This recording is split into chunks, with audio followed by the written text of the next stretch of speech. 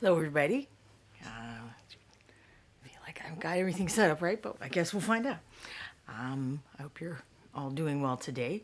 We are having thunderstorms. I don't anticipate having a problem with my internet, but anything's possible, so I thought I would just mention that.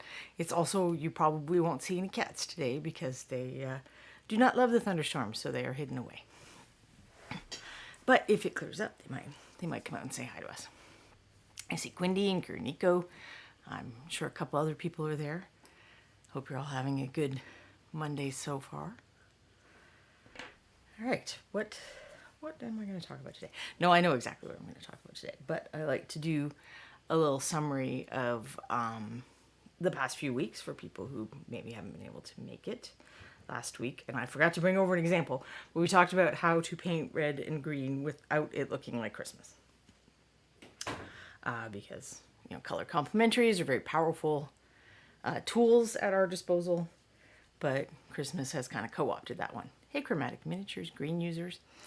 Oh, the kitties will be fine. We made a special cave for Corbin. He likes it if a blanket hangs over the edge of the bed, he can kind of wrap himself in there. And I mean, we live in a place with a ton of thunderstorms. They really probably should not be as disturbed by it as they are. And then the week before and the week before that, I was working on these figures.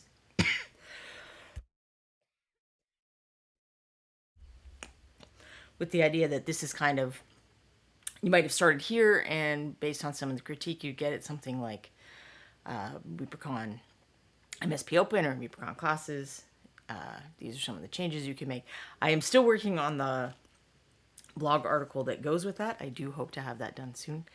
I had a surprisingly busy week. I guess I'll sound like a regular Reaper person now. If you watch Thursday's show, Reaper Live, you've often heard about busy weeks, and I had one of those. We do a little miniature convention thing. It's a bunch of dorks sitting around a meeting room playing board games. But that happened this weekend, so we had to prep and do the thing and then clean up. I have taken cough syrup, so I'm hoping that the throat thing isn't going to be a major problem, but who knows. So, actually, let's switch back to this view for a minute. What I'm going to do today is some of these quick paint zombies. So this is the third in the series so far, I think. I mean, I should know because I wrote them, so I probably should pay more attention. But we started with goblins. And you get 8 paints, and everything's backwards in the camera. You get 8 paints and 4 miniatures and a brush and abbreviated instructions. These are quick paints. That's not the same as the Learn to Paint kits where I break everything down, but there are step-by-step photos and exact, like, here's what you do to mix the colors and stuff. So I have been kind of needing to do one of these, but goblins are kind of small and kobolds are very small, and the camera has some limitations.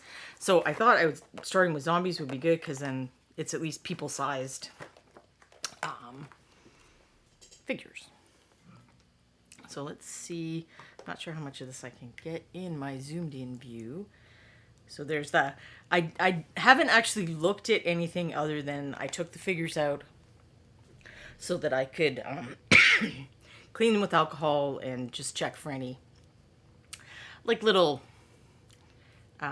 there's sometimes little marks left from the channels or mold lines or stuff. So I've been cleaning them up prior to starting up the show. So I took them out, but just to show you what it looked like, the figures would be in there. There's the front. I think they call this the pillow pack. It seems like it would be a pain to actually package these, but Ron tells me that you get better at it as you do it. So it comes, this one I included the number 1 size brush in. And I have one that's already open, so I'm not going to use that one. There's the new packaging for the Dungeon Dwellers line as well.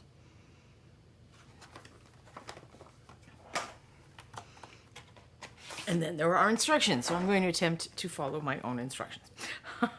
So I guess Ron could only fit 3 of them on the front. because they are bigger than the zombies and everything. I do try to alter the colors and not duplicate, but we're reaching the point where that is going to be becoming difficult, especially you'll find with the metallics. I tried with the goblins. My original test paint, I think, had a bronze or a copper in it, and Ron was like, no, it needs to be a steel. People are going to have expectations that most weapons are made out of steel. They're not. They might be turned off by that. So you're going to find blade steel and a couple other ones recurring, but I do try to mix up the colors because I know some people are buying these more for the components than for anything I have to say, because it's a good deal. I don't blame you. And then inside is just, so there are step-by-step pictures of every step.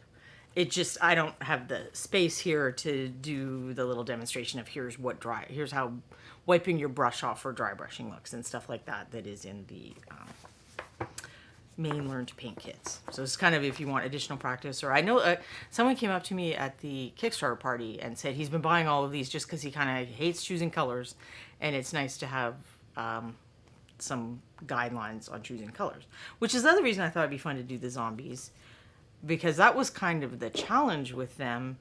Is, you know, when with the goblins or the kobolds, everybody's skin's the same, everybody's leather's the same, everybody's outfit's kind of the same.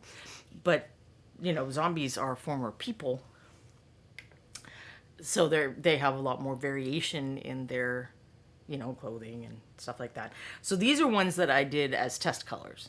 So these are all the same figure, and you can see I didn't finish the bases on most of them because they were tests. So this was either me testing, okay, does this combination of colors work, or can I do this wash on all of these colors that I've selected, stuff like that. So some of these colors are not in the kit, like the pink pants. There is a red in the kit, but I didn't end up using pink because I ended up only being able to use 4 clothing colors, I think. But you can mix more clothing colors from the set. So the greens, none of the clothing colors that in the instructions are green, but you can do that pretty easily. And then this purple is just the red and the blue in the set. I may do the purple just to show you. I started out with bruised purple, but when I mixed it's the red and the black actually. When I mixed the red and the black, I got something that was close enough that I could eliminate a color and include something else, because I want to include the red so that we can, I didn't do it on any of these because they're just testers. Hide those somewhere. But here are the final guys from the kit. So these are actually Ron's miniatures, so we're going to put these to the side so I don't mess them up and get paint on them. But, you know, I had to include a red so that we could show that these were hungry, scary zombies. Not just your everyday, newly made zombies. Okay, I guess all zombies are hungry, scary zombies. And the other thing with each of these that I've been able to do so far is that there's a mix. Like I show one figure with dry brushing and one figure with layering. So whichever of the Learn to Paint kits that you got, Core Skills or Layer Up, you can use the same knowledge to paint the figures. So this one, because I had to code these ones, it wasn't as easy to remember as some of the other ones. So the L ones were layer and the D ones were dry brush. There's the other dry brush. And I was pleasantly surprised with these figures. They dry brush really well. I mean, often clothing doesn't, but just the way these are those smaller, there's smaller, more folds instead of the big rolling folds that Bobby Jackson, who sculpted these, usually does, like for cloaks and robes and stuff. So I actually would have been just as happy to dry brush them all, but I thought since I had started this pattern of doing one demonstrating layering and doing one demonstrating dry brushing, that I should continue doing that. So before the show started, I dipped them in alcohol, as I would do with all figures, to get off any mold release or residue, finger oils from anybody handling them, including myself. And I spent a little bit of time with an X-Acto knife and a scalpel, a little sanding file thing to clean up some of the little things here and there that there were. I don't think I need metallics for these because none of these guys have weapons, which was also nice. So I got to include an additional color paint with these. And then the fun part is always trying to choose You know, you generally need a very light color and a very dark color. It doesn't have to be black and white. So for this kit, I did choose, this is close to black. This is like, I think Anne originally called this faded t-shirt black. And then this is kind of white, but it's got a little bit of a green. I don't know if that's showing up on camera, but let's see if I can get a real white next to it. And you'll see the bit of a difference. And then because, of course, the greenish tone in the zombie skins is why I wanted that. So I'm not, as I usually do, I've not shaken any of those paints off camera before we begin, but I will be doing that as soon as I figure out how to fit everything on my table. Always the fun part of streaming is how to fit everything on the table. So what do you... Yeah, you know what we mean by faded t-shirt black, right? Like it's hard to keep blacks really crisp looking, especially if it's like jersey material. Oh, and this is the figure of the month, Kara Red Oak, that Bob sculpted for us.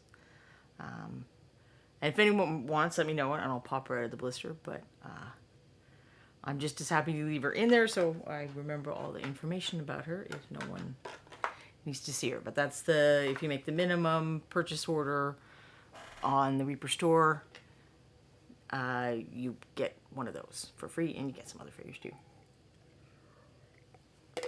And I got one because I had to order the kit and a couple other things, partly so Ron could send me something to work on, but that I can't talk about yet. Two things.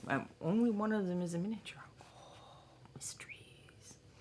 All right, so my first step, according to me, is base coating. And the nice thing about these is, so we and I originally did like cloth 1, cloth 2, and Ron's like, I think that's too confusing. Let's just, name it by the parts on the figure, and then we put the little guideline in. But my intention with these is, because they're people, you can mix them. All of the colors go together, so you could use his shirt color on her mantle, and everything still goes. And you could switch, her blue dress color and use it on somebody's pants. So my intention with the clothing was just to make everything so that you don't have to worry about, oh, this one doesn't go with that one. And even any of the browns, if you want to use some of the brown pants color from one of their hair on one of them, that works too. So other than the skin being skin color, or zombie skin color, I should say, not regular person skin color, and then the choice that I made for the cobblestones, which is the same gray as on the shirt because you only have so many colors. They are meant to all be kind of mix and match, which is a little different from the other kits. So this is Gutter Grime, which is a nice, a nice unpleasant green, if those words make sense. I'll show you on my palette. So there are several like zombie type skin colors in the Reaper line, and those are all great colors. The reason I didn't end up using any of them, because I did try initially, I did some tests with some of those, is because of the limitations of what colors I could choose for the highlight, to mix the highlights with and to mix the shadows with. They really grayed out. So I wanted to start with something a little more green. And this paint, because like I said, I hadn't checked them, I didn't shake it enough, or it had separated more than I realized. And I just like to show you guys what that looks like, because I think people don't always realize that, a paint they might think is too thin and runny, it is, because it's not fully mixed. So there's a little more binder than paint in that mix. I usually put it back. You're not going to ruin your paint if you don't put it back. I'm just trying not to be wasteful. So instead I'm making a mess. So I needed to shake that more. Almost all evidence of the mess is gone. I agree, Quindy. The figure of the month, whose names I've already forgotten. Kara? Yes, Kara Red Oak. She is pretty. She has great hair too. All right, so I'm going to shake this a little in my thing. Apologies for the noise. And try again. Because that will sometimes happen with your paint. And they don't even necessarily have to be sitting around a long time. Like, people sometimes say to me, oh, I use my paints often. And it's like, well, you can start getting stuff gunking up in the caps and you don't realize, and then it does stuff like that. So I'm very much concerned about why the focus isn't happening. And you guys have seen me paint all my figures this way. This isn't just because these are, quick paints or learn to paint figures. I often save the details for later. On a face, I will. If I'm painting like a figure that I am going to take a lot of time on, I will usually paint the eyes first. At this point, it's almost superstition or something. Like, I never really had to go back and strip a figure because I clogged the eyes up. But in the event that it does happen, that I've had to paint the eyes so many times that I clogged up the detail, I'm not going to lose anything else I've painted because I haven't painted anything else yet. That also works well with my worry about one side of the line at a time philosophy, whereas coming back to do eyes on finished skin, it can be a little more stressful. But the nice thing about zombies is, and I was thinking this as I was prepping them because I wasn't getting, I didn't get the prep perfect on his fingers, say, which he has one of those poses where if one part's in focus, the other part is not going to be in focus. I remember it being fun to take the pictures with, because I took pictures from other angles in case Ron wants them for some reason as I was working. Well, the finished ones. I don't think I did all the angles on the step-by-steps because that ends up chewing up a lot of time, and I know Ron won't use them. But, figures like that where you've got someone holding a gun out or something like that so that the bulk of the figure is back here and then you're trying to take the picture and it just wants to focus on that. One thing you can do is if you can control your f-stop, you want to make the number bigger. So if you normally have f-stop 8 or something like that, try bumping it up to 12 or 16 or even something like that. I might go on 20. When you do the little focusing thing, try to put the focusing thing on something that's mid-distance. So I would be trying not to focus on the hand and not to focus on the face, but to focus on like around here. That often helps my camera. It doesn't always, but it often helps my camera. Moving the camera further away and then just turn the figure a little, like, is this even a good photo? No, not really. There are going to be some figures where, it's the guy holding the gun straight out. Maybe that is going to be a great angle because you're seeing their face and the weapon and stuff. But for this figure, like, I probably would never show this angle online. So if I just shift it a little, it's both more interesting and easier for the camera to focus. So there's a few free photography tips for you. They all have bare feet, I think, because they're very peasanty, which is a long-term project that I'm working on for the blog. Is I want to talk about historical dye colors, because I think a lot of times we paint characters like this, peasants and farmers and whatnot, we feel like we have to paint them brown and gray and maybe cream color for raw wool or raw linen. But people love color, and you can actually get a surprising amount of color from vegetable dyes. So it's probably more historically accurate to make things colorful. I didn't actually do any of that research before I painted these guys, so out of curiosity, let me go look at I think I did mostly include colors that you can totally make with natural dyes, because it turns out blue, woad in the,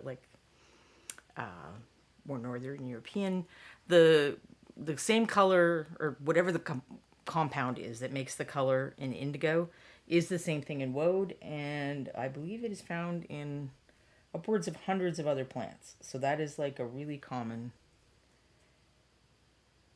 thing that's not necessarily, a rare treasure. Like certain colors of purple were only made from these little beetles, and so the use either by law or by practicality would be restricted to royalty or something like that. Blue is not one of those colors. So like blue jeans, that's one reason, the color that blue jeans are, that started with woad and indigo. So that is a very realistic color to use on people even of modest means. You can get a lot of yellows and oranges, and red, like not like this red. You can get this red. out of vegetable dyes, but pinky red in a variety of shades is another very common one, and that is from the madder plant. If you've ever seen a paint color called rose madder or madder lake, those are paint colors that are based on the same compounds that they use to make the plant dyes, and they actually are terrible paints. Well, not terrible, but it's the problem with using dye is that it's not light fast. It clothes fade, faded t-shirt black. They make paints that fade quicker too.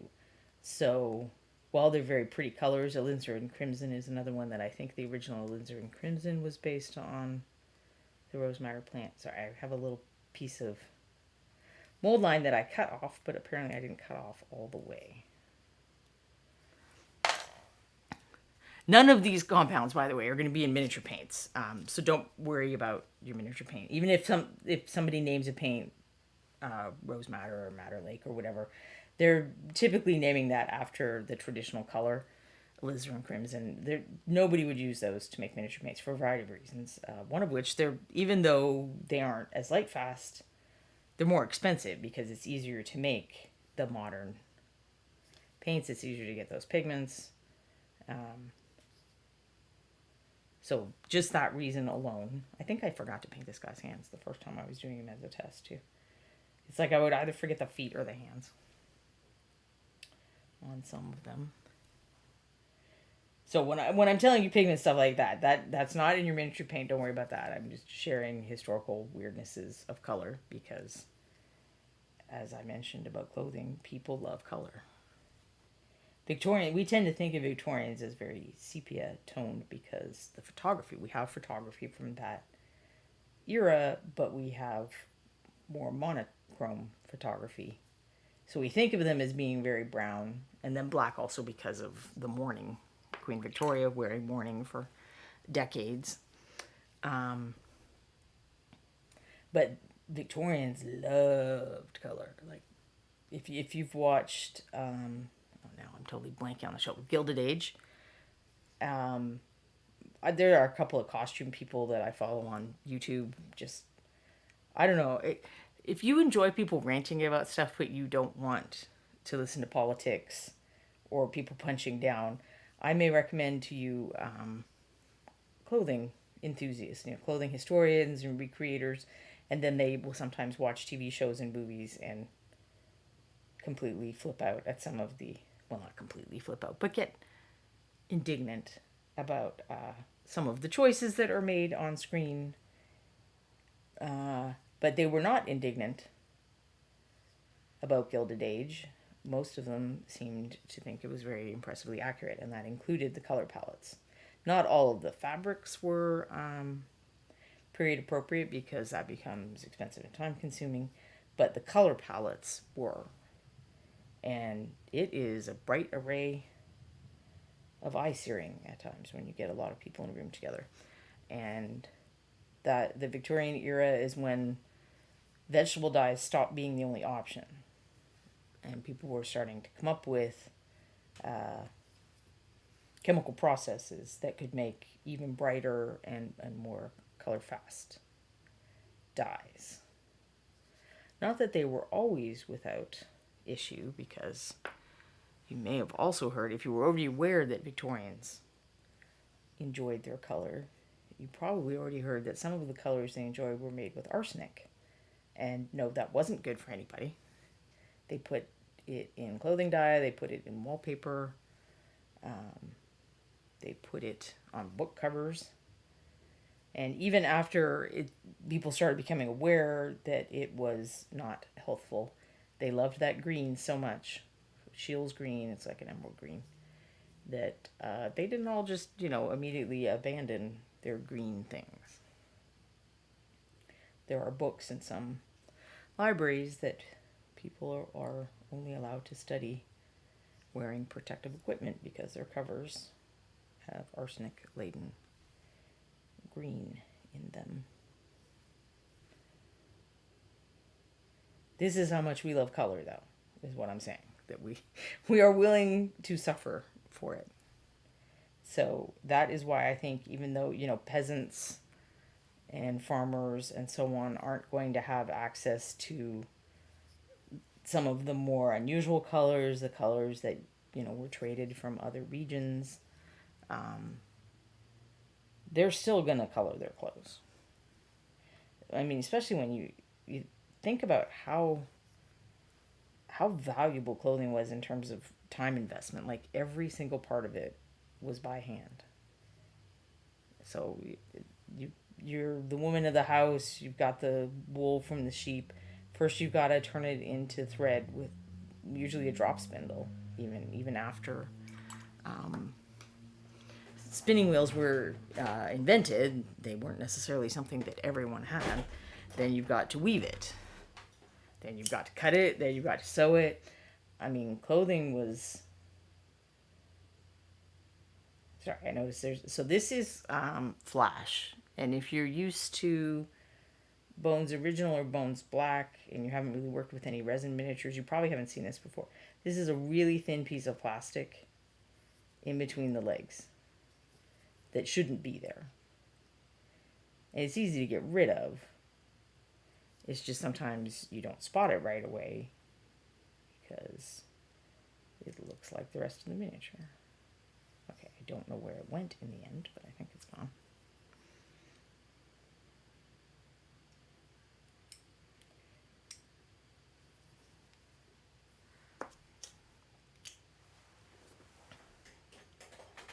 Chromatic Miniatures says that mini photography is a hobby in its own right, and I agree. It is also a hobby that I did not want to take up. It's just a hobby that I have to do my other hobby. So that's fun.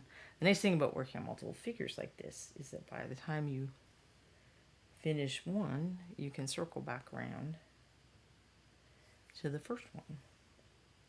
I do recommend doing 2 coats. Ron asked me when I did the first one if that was strictly speaking required, and I did a test where I did only 1 coat of the colors, and you guys are probably aware it'll work with some colors and it won't work with other colors. And the Goblin kit included Goblin orange for the skin, and it's a good orange. I mean, it has decent coverage, but it looks a lot nicer with 2 coats than it does with 1.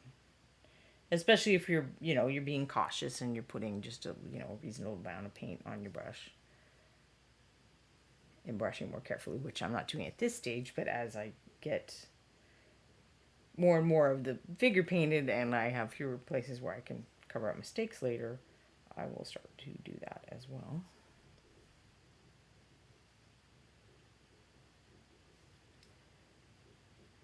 I also think it's better for playing with your figures to do at least 2 coats because you're building a sturdier paint film and they're going to withstand handling better. So I think it is good on 2 fronts. If I were systematic, I would have gotten the numbers that matched. So I have number 1, but I was not painting him first. And I don't know if you were here from the beginning, you can remember I did a few tests where I numbered these so that we could keep track of what was what in the test. And this one isn't 100% dry. So maybe I need to start. Maybe she must have been the one I did second. But I will start to do some of the other colors. And I am gonna do all the colors that I did in the sheet, but I'm also gonna do the easy to make purple. So let's see who gets what.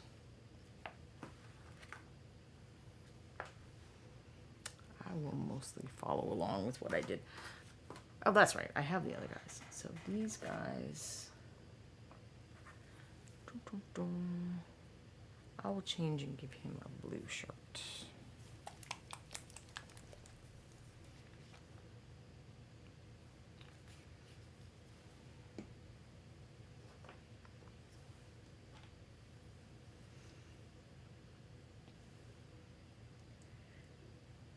And then, so these colors aren't like really dark and dreary when you first put them on, but we're going to be putting a black wash over almost everything.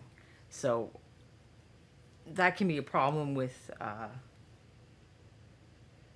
when you're painting and you do want something to look like a little darker or whatever, not very colorful because it's someone like an undead with really worn clothing or a thief who's trying to not attract attention. You can kind of overdo it if you're someone who uses washes and you don't factor that into the color selection. And of course, one way to deal with that is to test it. Like just have a figure you have off to the side that you can do tests on.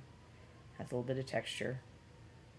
And I do this when I'm painting, not for every single figure, but if I'm not sure how something's going to work out, color choices, or doing something like a wash, I test it. I have a couple of figures that their destiny in life is to be test figures. And they just get repainted until you can't paint them anymore. And then I'll pick some other victims. It's also good to have a sealing or varnish tester if you like to use spray varnish and you're worried about mixing up your spray varnish versus your primer, or if you are worried about it becoming, cloudy and powdery because either it hasn't been shaken well enough or just your weather, you can keep a test figure for sealer as well to make sure that you have the right can.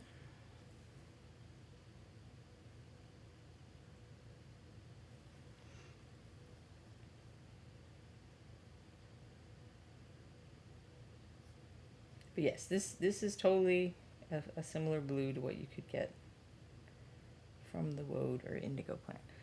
Now, the darker it is, can require multiple dyeing. Certain colors required. They don't seem to mix dye together. So if they want green, because weirdly enough, you think if you're getting colors out of plants, wouldn't green be an easy color to get?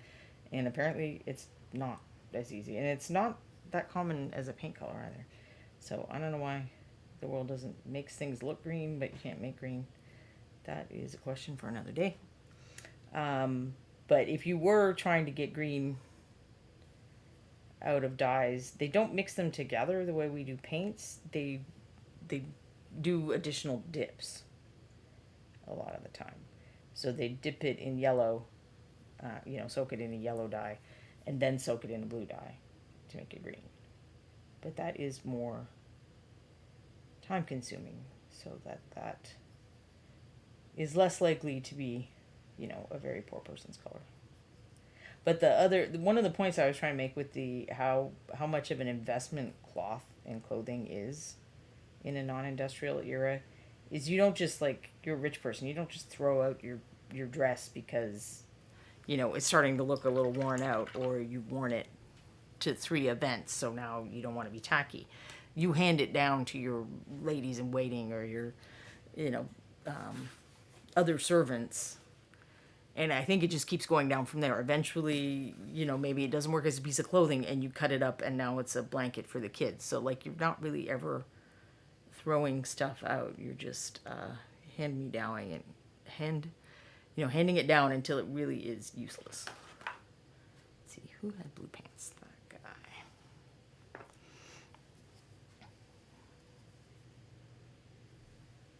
Which is probably one reason that we don't have a lot of actual clothing that has survived from too long ago, partly because it isn't as sturdy as wood or metal or whatever artifacts, but also because you were using it until it was worn out.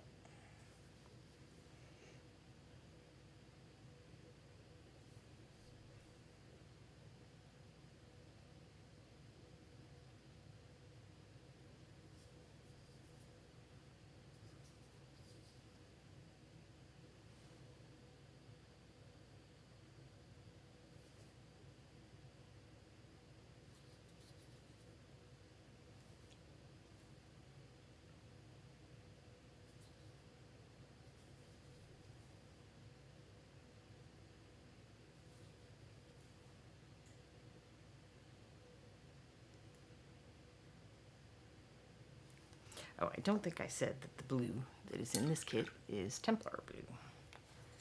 I think I did duplicate, I think it's the Goblins have Heather blue, which is in one of the Learn to Paint kits. And I was trying not to duplicate it, and I think I goofed on that one, that when I looked up the paints, I didn't realize that that was one that was already in it, but it's a similar problem with Goblins. They're not going to have, super bright, colorful clothing, or at least most people aren't going to want to see them with super bright, colorful clothing, despite all my stories about how we like color. And probably Goblins do too. And there are only so many faded blue paints that are currently in production.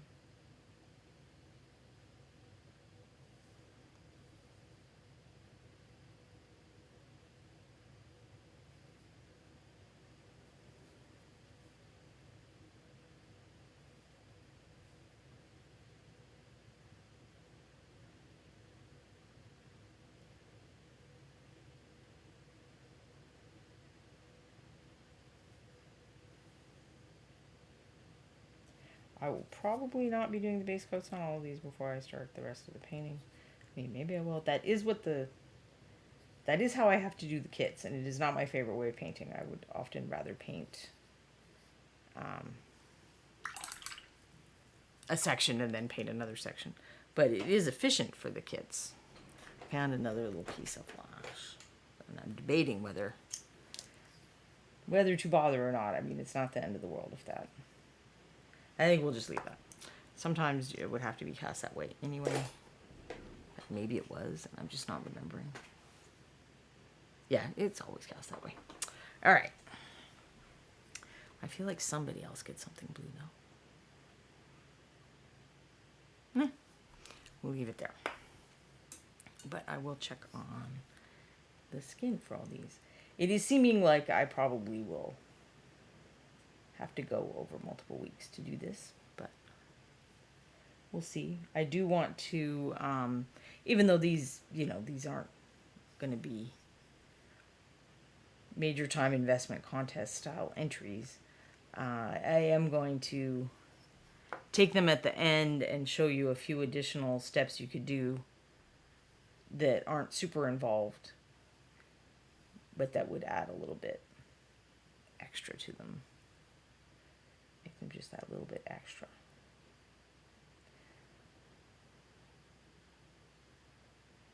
And some of these are things that come up in contest entries.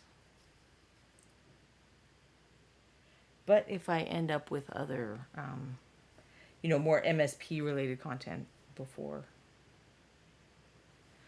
then, I might let these sit a minute and then we'll return to them after ReaperCon, but we'll see. I have a couple of projects for Ron. Oh, I did forget her feet. That he needs ASAP. Which sometimes cuts down. Sometimes I have to figure out show topics where I don't have to do a lot of preparation. Because I don't have extra time.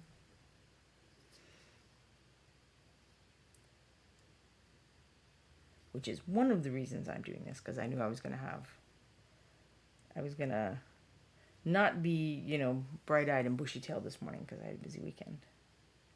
But I have been wanting to do at least one of these on stream, because it seems weird that if I made them, I don't show you how to do them.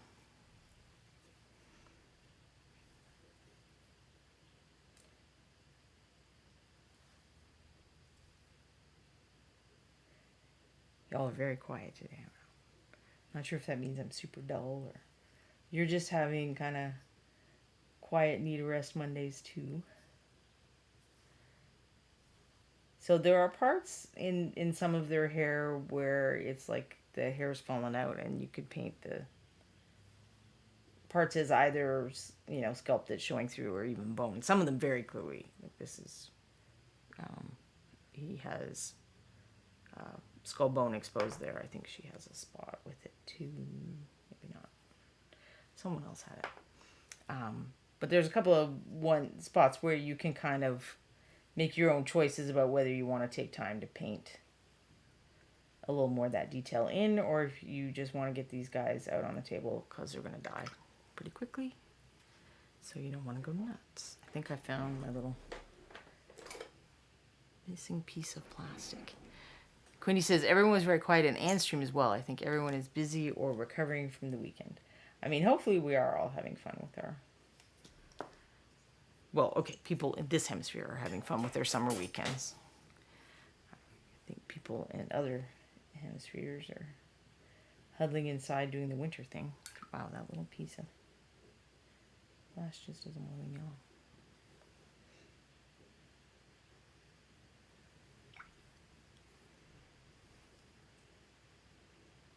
Because of my weather, it seems like a day we should all be having a quiet day, but I'm sure that everybody is not having a rainstorm right now. It's not very thundery in the end, but it does sound like a solid amount of rain.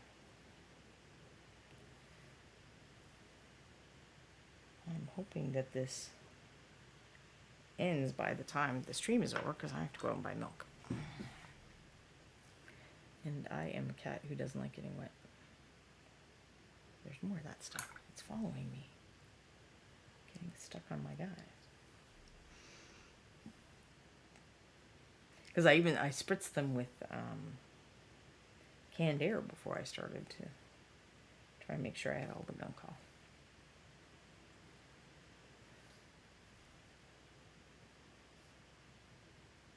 Apparently I was unsuccessful.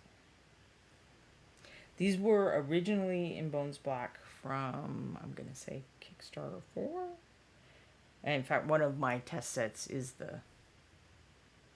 at least one of my test sets is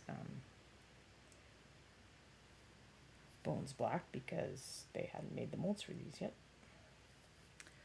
when I first started working on it.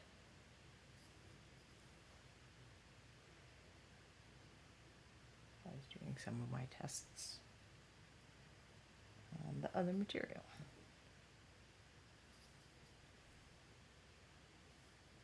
So you may already have these 4 guys from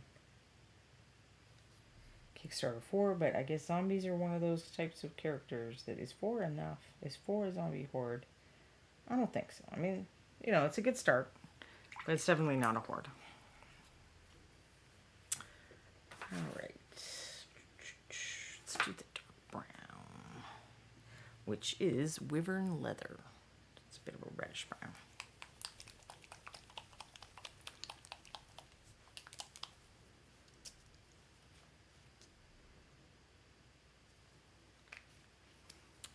As I will show you here, it looks a little more red on camera than I expected.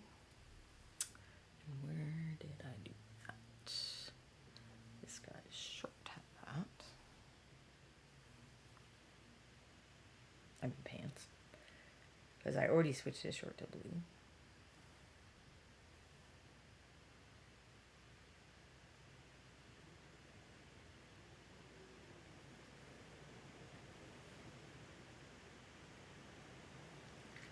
And now I see... Wow, you guys might even be able to hear the rain that I'm getting. Which is not weird for air at all. We get some rain.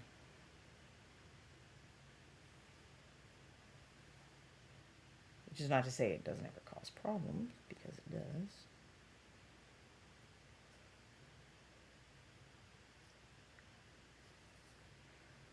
Sometimes it causes problems where you have to renovate your basement. So there, see, I goofed. Everybody goofs. It's acrylic paint. Doesn't matter. I'll wipe some of it off and then just put a little more blue on there.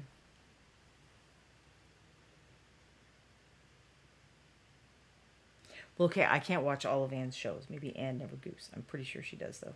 If nothing else, so she can show you how to wipe off the goose and be calm about it like I was. Hey, Valander. I'm working on zombies from the Quick Paint Zombie Kit.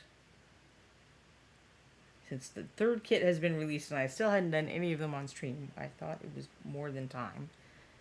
And zombies were the best choice because they're larger figures, so they're going to be easier for you to see on the camera. But also because this kit has a little more of a mix and match color idea.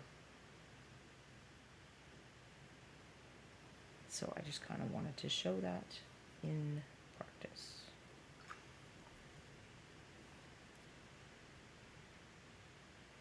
Now, if I were painting these at my leisure, I would recommend letting adjacent colors dry before continuing to paint, but I always worried that you guys are going to be so bored. I mean, it's bad enough I'm just doing base coats, right?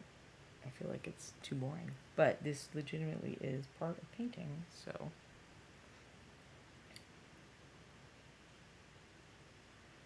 I don't always want to do it off stream.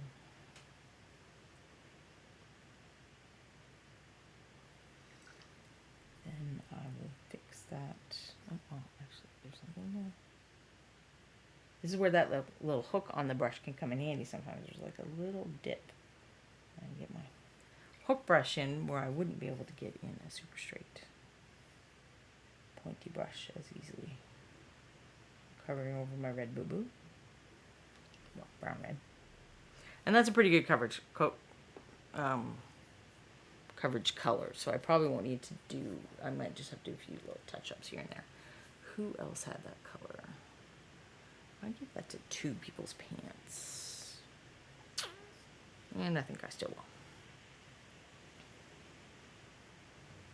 I like putting the lighter colors, so in this kit it's a gray color and cream color option.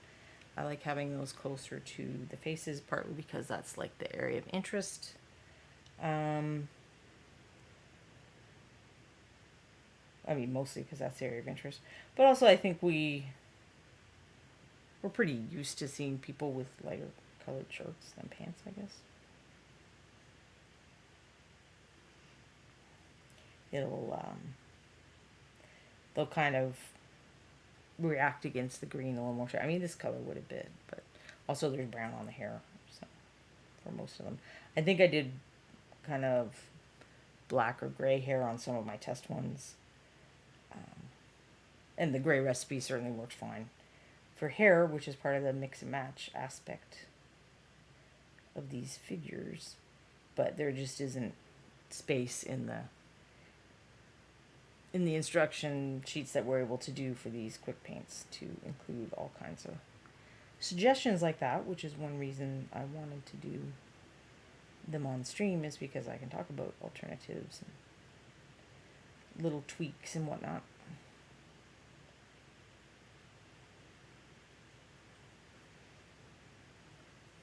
But yeah, if you do read my blog at all, you can just kind of imagine how challenging it is for me to make these very brief things where I don't talk about alternatives or why you're doing things or whatever.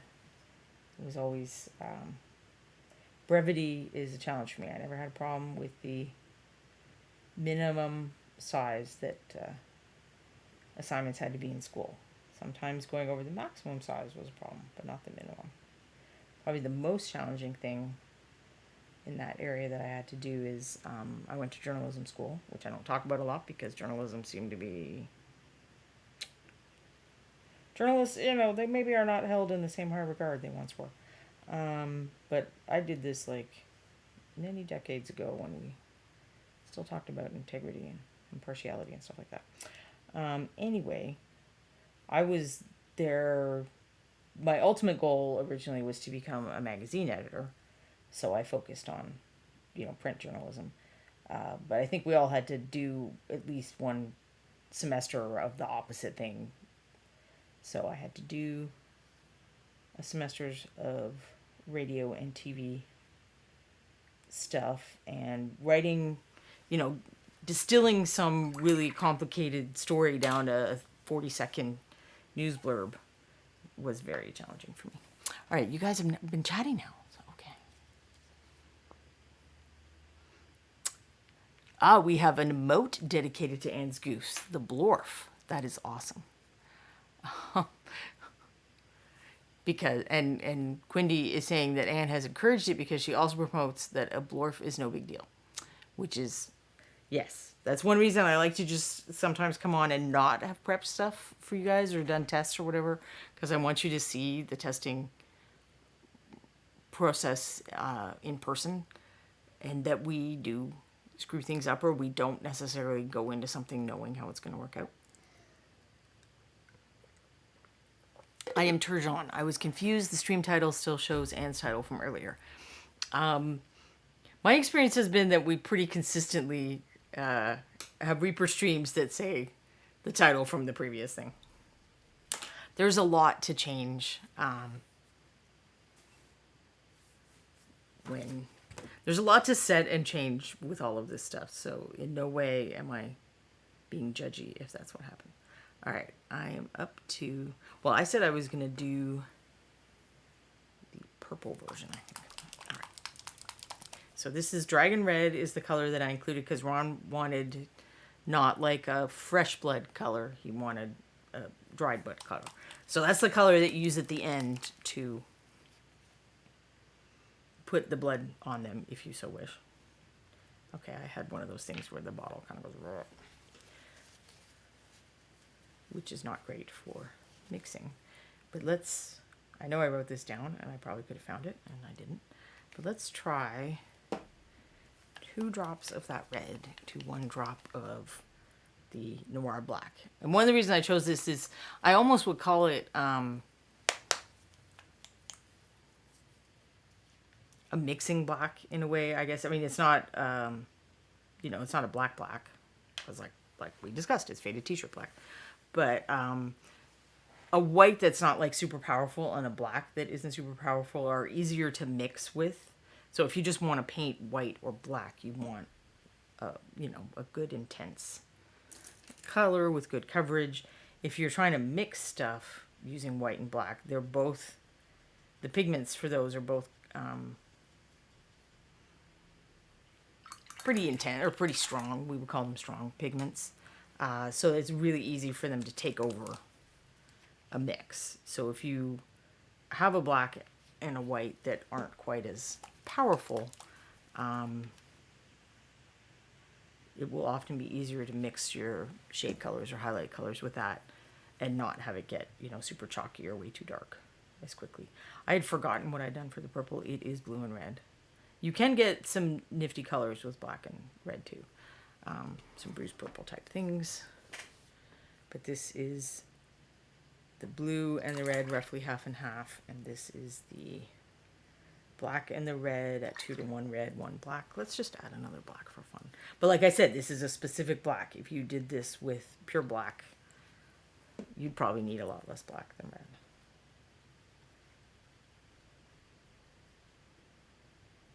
And let's test them. So you can see it better on here. So you get a nice, you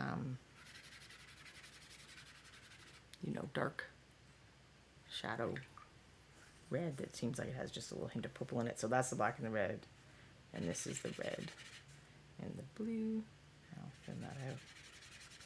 You can see why I call that bruised purple, and that will come in at another juncture, but that's probably going to be the souping them up episode, because I don't know if we're going to get to souping them up today, but I'll try. And that is probably, you know, this is not that far off of a color that you could get with, you know, the madder and probably the double dye bath thing that I talked about where you'd have woad and then madder. So this is not the Emperor's purple. This is a regular person's accessible purple. I'm gonna sneak a little bit of black under the hem here. And then possibly just not worry about the fact that I might not get all of under there.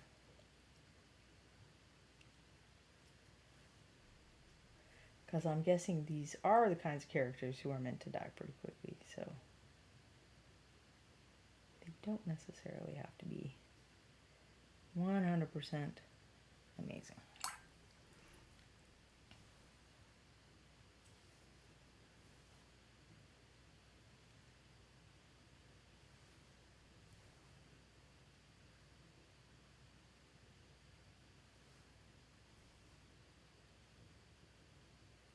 Am I staying in frame? I'm not entirely sure, but I definitely don't seem to be staying in focus. Turgeon has refreshed and it is all good now.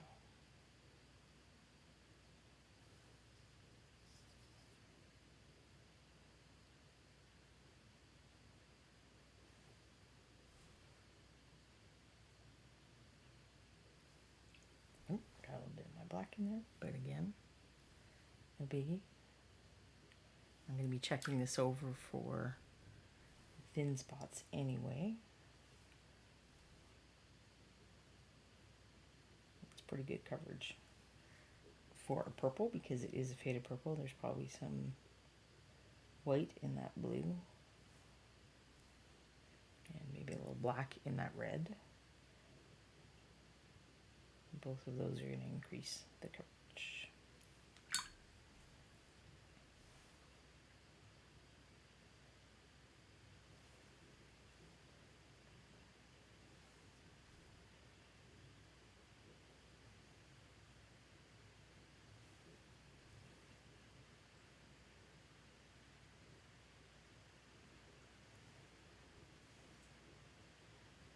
Will admit I'm not a huge zombie person. I mean, I've seen some of the classic movies. I haven't seen all of the classic movies, though. I'm one of those people who hasn't seen movies that you think people should have seen. And so is Ron, too. He has a better excuse than I do, though. And certainly I've had zombies in games. I've played computer role-playing games and live in-person role-playing games, and zombies are like pretty much required for both of these things. But I kind of got worn out on them when they got popular again. And I've never been one for painting a lot of gribbly stuff, but I had more fun painting these when I was working on the kit than I expected. And I kind of want to, when I was showing you the test ones, which for the people who came in late, I will dig up my test guys again. You can see they're in very, so these ones are pretty much done, other than I never did do their bases. And then some of these have just had washes because I was testing various things. That one is sort of done. That one's sort of done.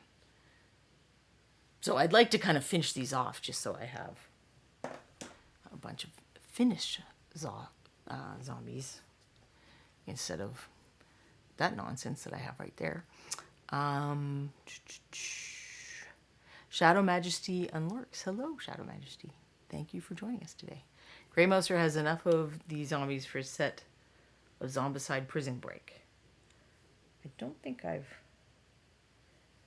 played the original Zombicide. I don't think I've played that one, but I'm guessing that is the equivalent of a buttload. You have a buttload of zombies. Are you planning to paint all of those? Because that's... You feel free to borrow some of these color schemes if you're trying to paint a buttload of zombies. So that is the purple that's not really in the kit, but it is in the kit if you have those colors and you want to make something purple. I didn't like the... So I don't... In the quick pass by, if you notice that this one guy's pants are pink, which this is very much a matter color, and I think I might like it better if it was a shirt, but it just kind of looks like pajama pants, so I wouldn't actually do that color on anybody.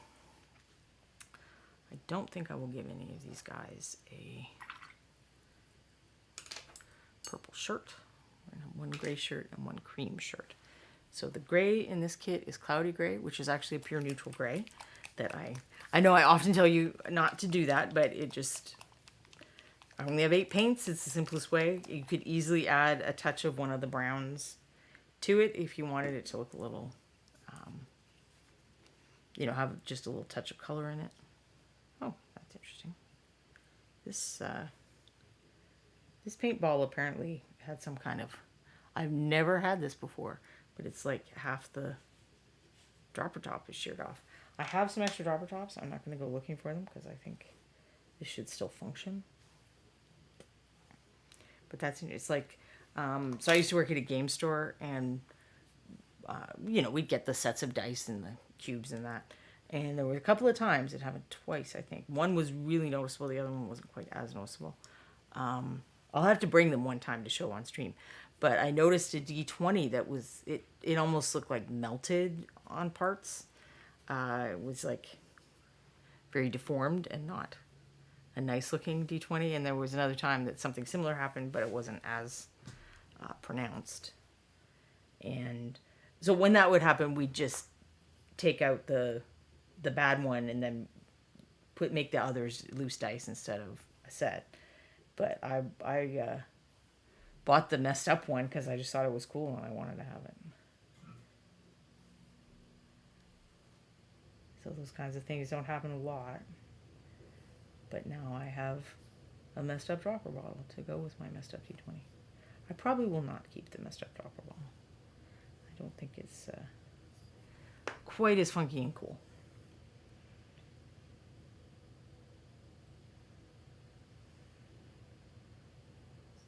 I'm just checking their skin over. I'm pretty sure I did that guy twice for sure. Yeah, there's a little spot of gray that sometimes you just can't see it until the paint dries. Little places where you've missed.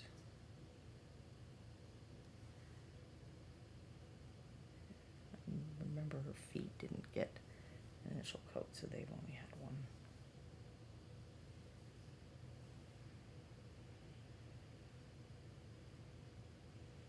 Interesting now that I think about it that it was a D20 both times. There you go. Kind of love those dinner roll bases. I'd prefer slightly larger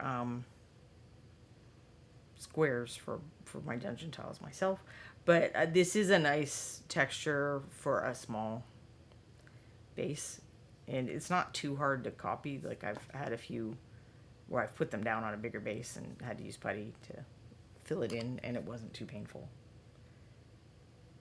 to do that.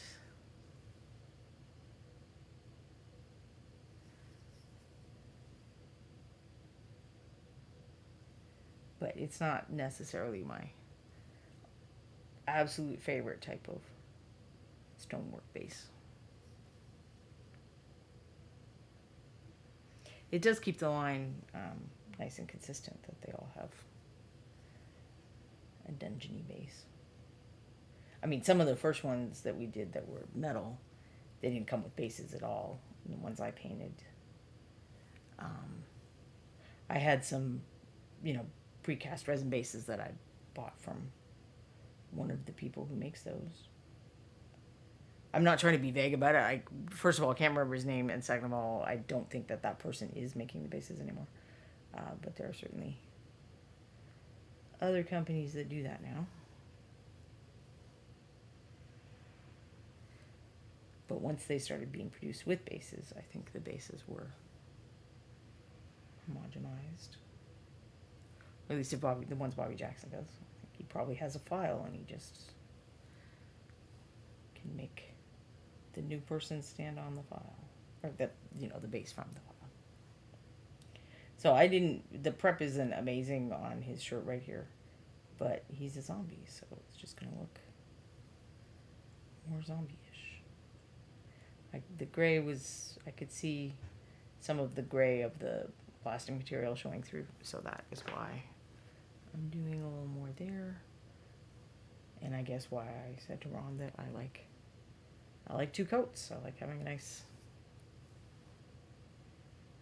opaque foundation, sturdy paint film.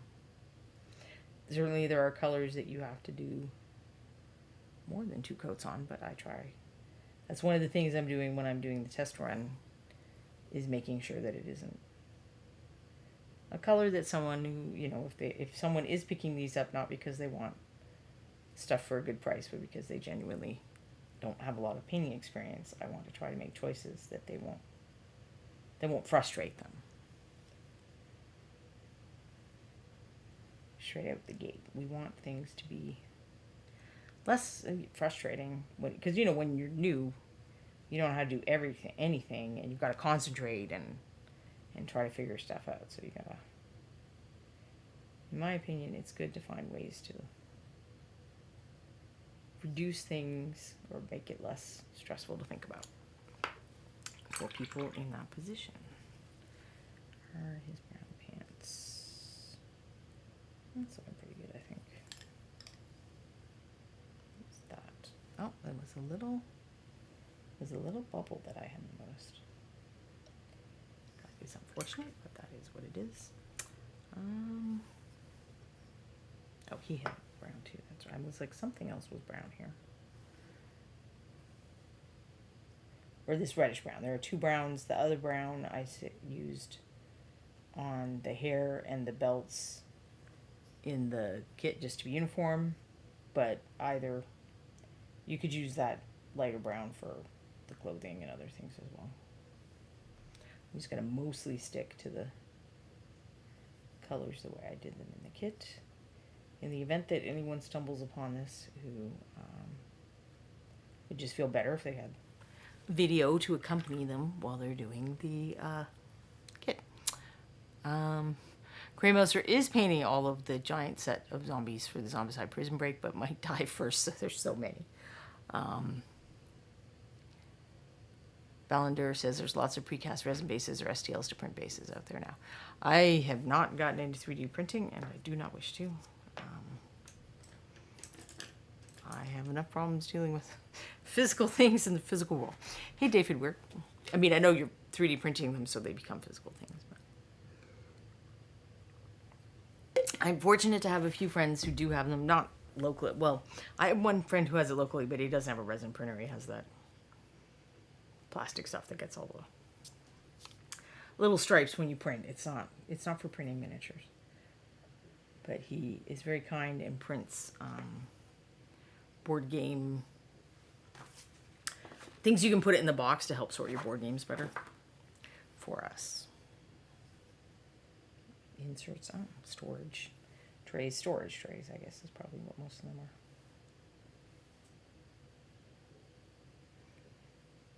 I'm working on if you heard a piece of paper just now, but I'm working on the zombie quick paint kit.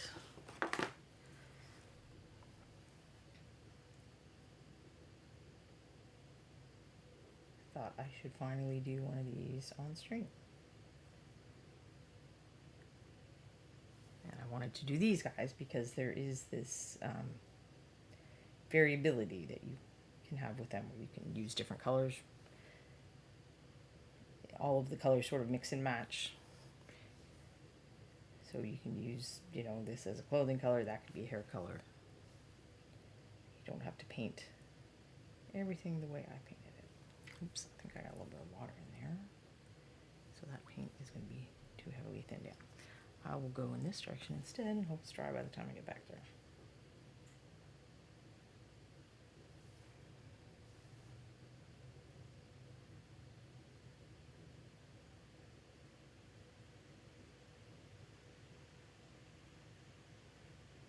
They're very small, but I can see a couple little bubbles, so that's why I keep going over the same sections. I'm trying to pop the bubbles.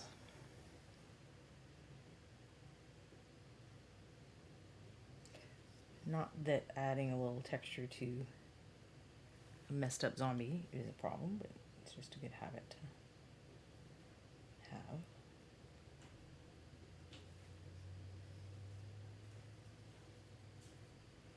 I think I do base coats on stream so that if any of you feel like slow painters, you can start feeling like you're not slow painters because you're watching someone painfully slow in action.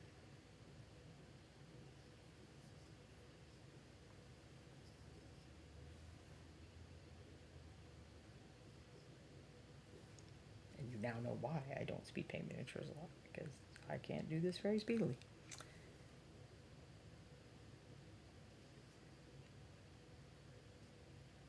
One of my secret projects involves beadiness. But I don't know if I'm authorized to talk about it. I will check if I'm authorized to talk about it by next week.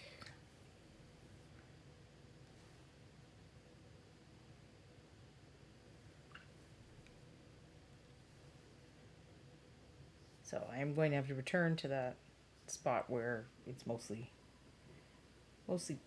water with a little dash of paint in it. And it is, I see now that the one miscalculation I may have made is handing new people a gray miniature and telling them to paint with gray paint, and it's not necessarily going to be super easy to spot where you already painted.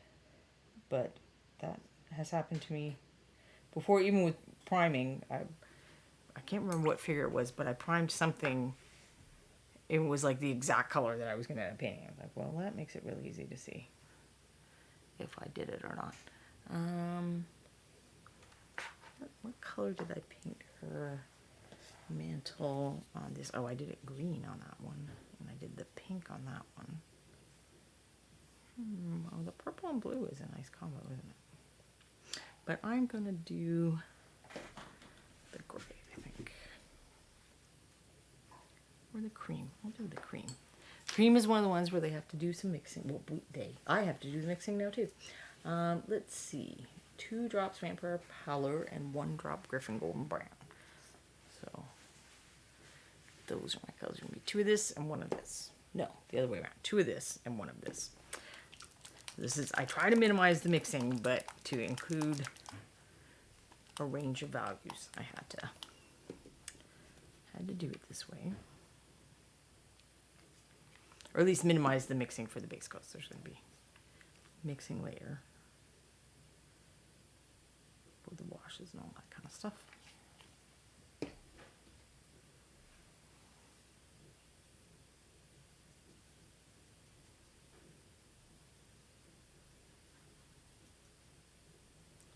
And then even though there's that little hint of green in there, so it will look nice with the skin, it doesn't mess up it's not enough to make the cream color turn out weird.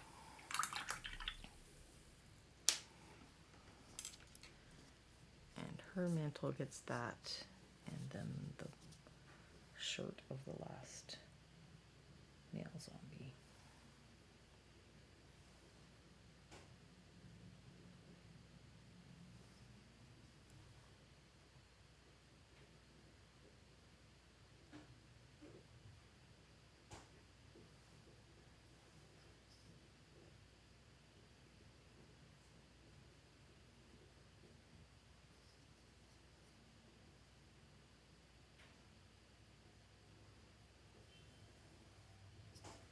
And when I was mentioning earlier that I follow some people who are like clothing historians and costume recreation type people on YouTube, even though I'm not directly interested in that hobby.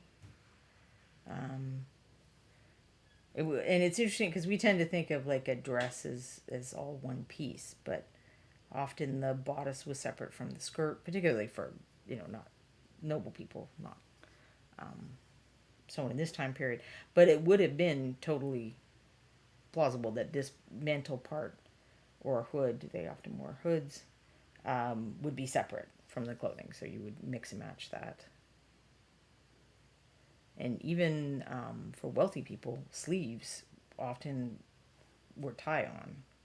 So you'd have like this undergarment, chemise type thing that you wore. And when you see, little white puffy bits poking out of sleeves and doublets and whatnot in the movies or portrait paintings or stuff like that, that's the undergarment showing through.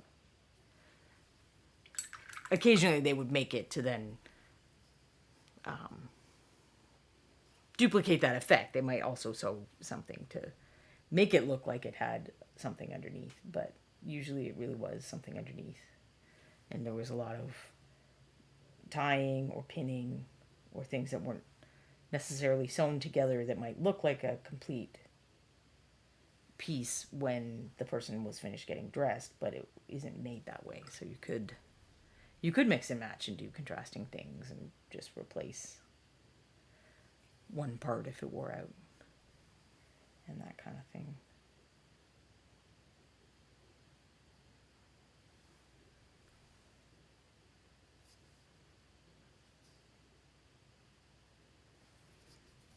I do not remember the channel name right now, sadly. But one of the channels I found recently has this whole series of getting dressed in the, and then it'll be a year. So it'll be like getting dressed in the 700s, getting dressed in the 1500s, where they break down the various components. And Glamour, I assume Glamour Magazine, does this thing where they have fashion historians comment on clothing from various movies, including I think Disney movies, but other stuff as well. And then they break down, what it really would have looked like, and they go through the entire, the undergarments up to the jewelry and the hair or other accessories, not necessarily just jewelry, and what they would have looked like or been made of or whatever. Now that isn't so much for the ranting. So the people who do those are usually very calm about it. They're not some of the, like the Welsh Viking was the one I was enjoying recently. He had a really good rant about the clothing in the Vikings show and how very not Viking it was.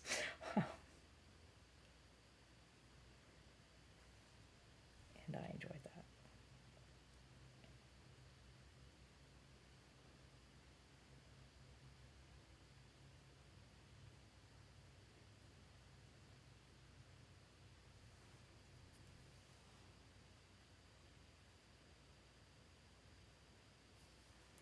Bridget Banner is another person I follow who occasionally does commentary on the costuming in movies and TV shows. Hello, The Real Brush Cry and Zap Zap. Oh, we have some new names that of people who've probably been lurking but are coming to say hi. Or maybe you are completely new, in which case thank you for joining me today. I am here most Mondays, other than, Monday is a common day for vacation, so I end up getting breaks I didn't think about sometimes because I'm not always super aware of holidays.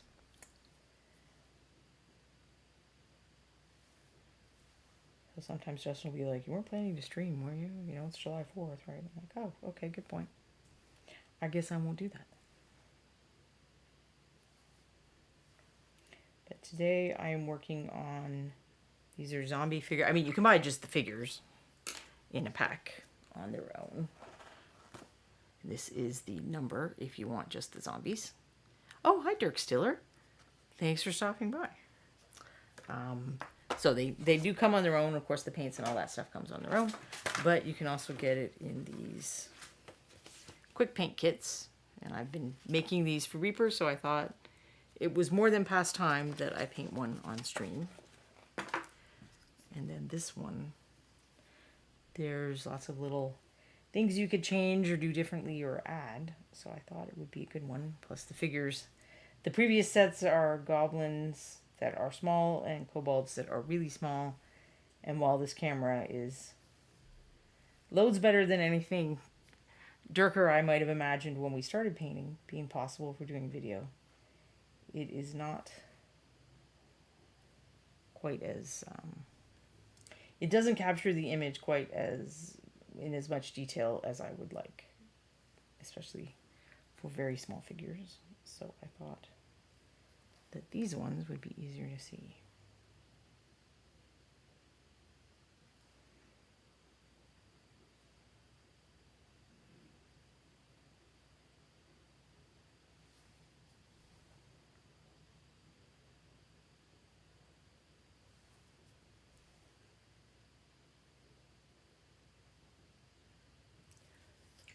And there you go. I goofed again. I don't have a fun word for it like Anne does. I guess I'll have to come up with that.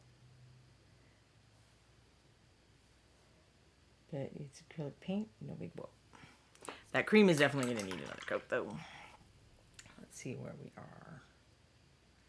Oh, I guess I could go ahead. Paint the cobblestones. I am debating. In fact, maybe I shouldn't even do that.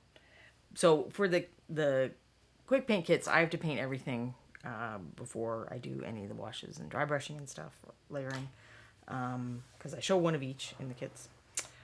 But it can be challenging, and it's not necessarily my preferred way to paint, because chances are good that when I work on these feet, I'm going to get stuff on the base. Or, when I'm working on this mantle, I might get stuff on the hair. So I'd probably, definitely the belt, prefer to just leave those. In fact, I'm pretty sure that for the actual figures that I painted, which I will get out again while we're waiting for things to dry, that I ended up having to, I did the first step, and then I did the washes, and then when I started doing the dry brushing, I think I had to paint over the belts again and then fix it to finish that part after I did the rest of the dry brushing. So these are and I've mixed up some, I'm changing some of the colors because I tried to pick color schemes where you can mix and match for your zombies, because apparently some people like Grey Mouser have a lot of zombies to paint, so you're going to want to mix them up a little. They don't all look the same.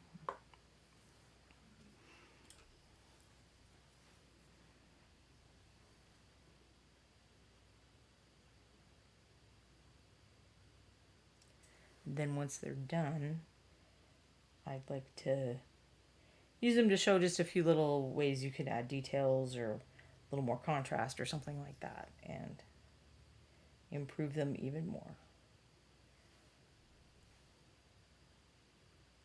I like to try to make the kits, even the little quick paint kits, as so that you end up with nice looking figures, but there's kind of some limitation on space and what I want to throw at people who may genuinely be new painters.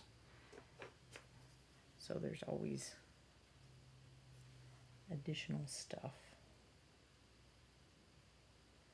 to talk about or add.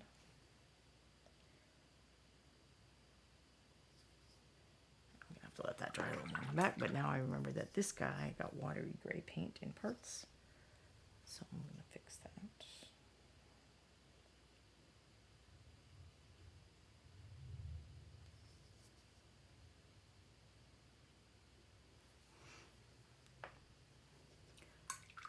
And maybe I'll just start going on the skin.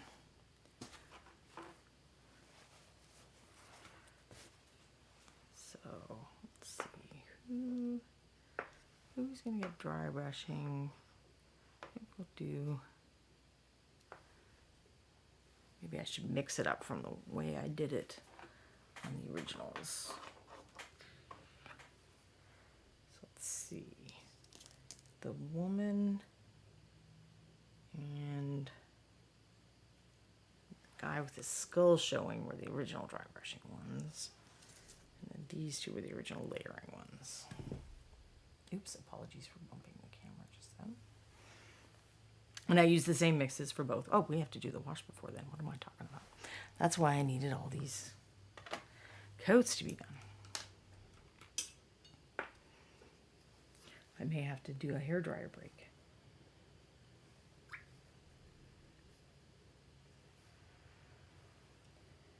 To be efficient.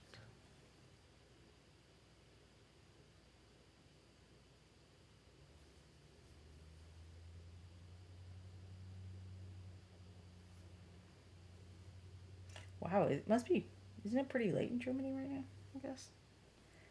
I don't know, I know our Scottish frequent viewer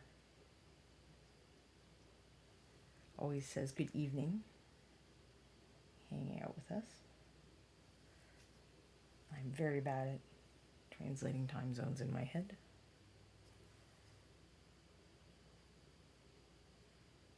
I mean, honestly, I barely know what time it is where I actually am, so.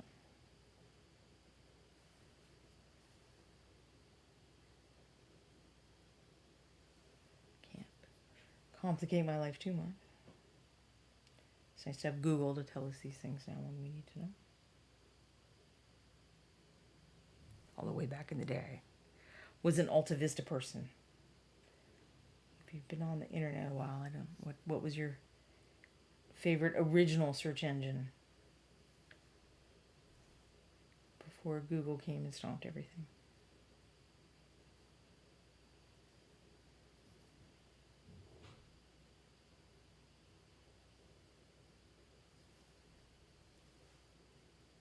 And I guess if you're a young person, I just said a bunch of words that make no sense to you.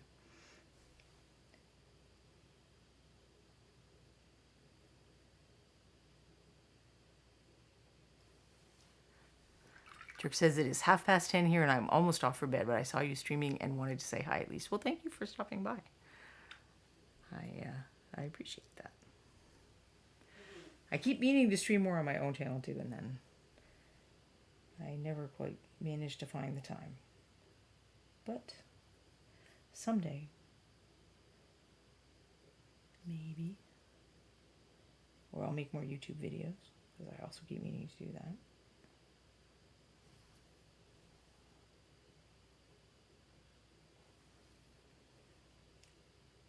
Those are nice because then I could just edit out these boring parts of me doing base coats for an eternity.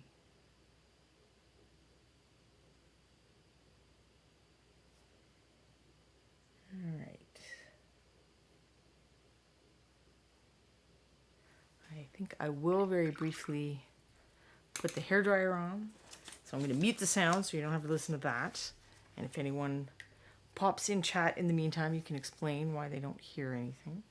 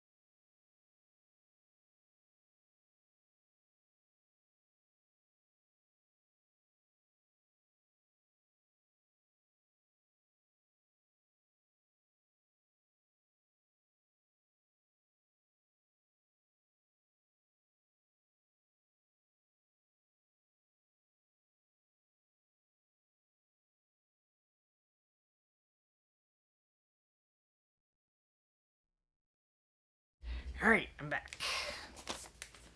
Let me read what I said to do next. What did I say to do next? So most of the washes are the same color, but the cream color being so light, you can't just put straight black over that. So what did I say to do? And I'm going to get out a little cup thing so I don't mess up my wet palette. I said 1 drop Wyvern Leather and 1 drop Templar Blue. So this is probably going to seem strange because this is to put on a cream colored clothing.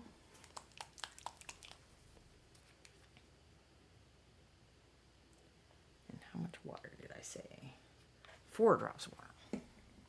But let's mix the color first so that you can see. If I just used the brown straight up, it is very,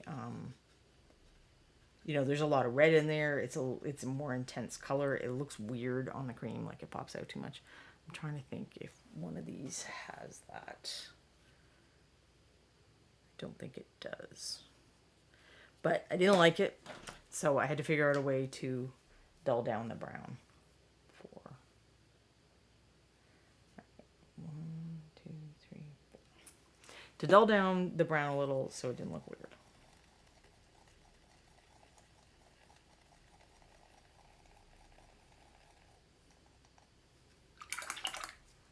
And one of the things I don't have space to talk about in tiny instructions like that is how to test the wash. But in case anyone here hasn't seen it previously, I like to use a piece of paper to test a wash.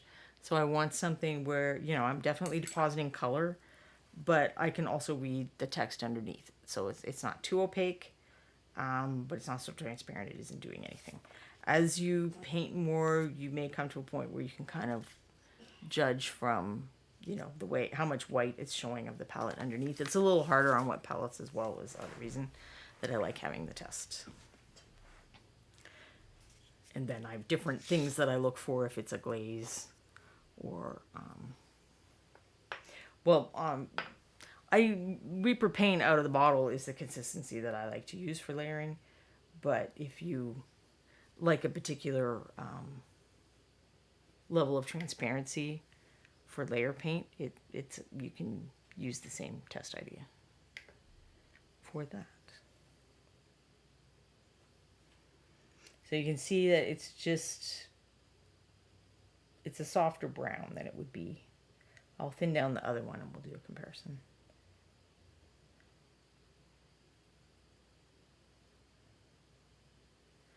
So kind of a general guideline for choosing shadow colors, whether you're layering them on or doing a wash like this, is darker and duller than the starting color or the mid-tone color. You want it to, you know, they're shadows, they should recede from view.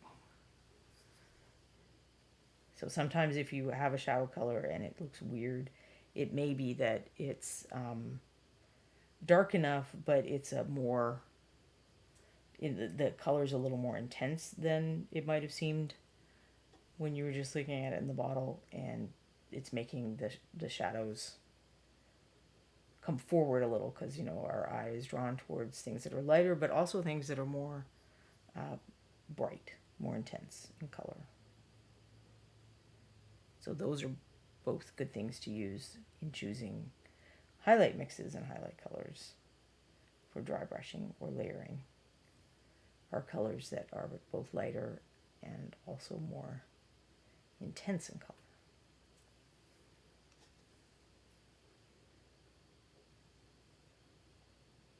It hasn't happened to me a lot, but it has happened. I was painting, I don't think it was this green exactly, but it was green like this. Reaper has a little, I think his name is Lou, a little Cthulhu Bonsylvanian guy, and I wanted to use purple in the shadows. Purple is usually effective in the shadows for a lot of colors, and green definitely included.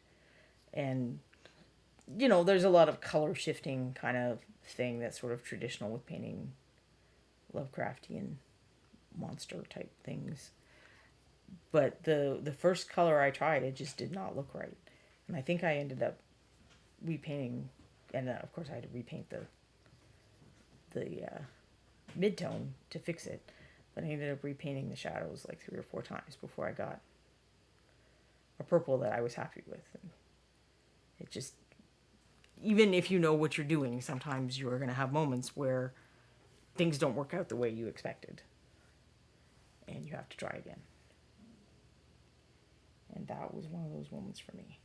Just trying to get a little extra shading in those crevices, but I don't know that it's working. It's working really nice on the back, but I'm having trouble getting paint to fall into the cloth wrinkles on the arms on the front. And that's just, sometimes it's just the nature of gravity and the shapes of your figure. The washes aren't always going to do exactly what you want them to do. And here's where I get to regret my choice of brown bases all the time, because it's harder to put them sideways. Now I have the problem that these need to dry a little before I could. How could I not follow you on Instagram already? Just corrected that. Well, thank you. I have trouble keeping up with everybody on social media, so I miss a lot of stuff. Facebook is probably the one I see the most on. I also like it because you can, you know, zoom in on Facebook pictures and stuff, and Instagram is very, you shall do it the way we want you to do it. I think they finally let us deviate from the square very slightly. That was probably a big day. I was like, oh, I don't have to make everything a dang square before I can post it. Okay, I'm going to do the hairdryer thing again because I can't really do the other wash until this one is dry. So I shall return.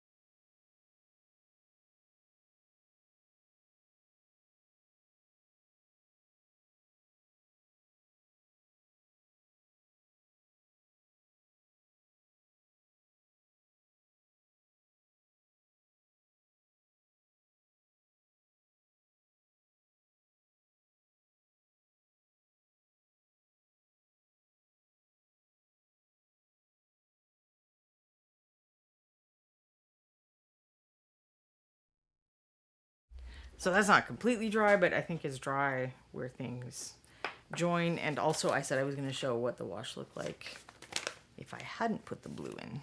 And then I'll show you the difference between the faded t-shirt black and kind of regular black, I guess, is another way to spend some time. So this was the color that I made the wash for, that cream color, by mixing a reddish brown and blue.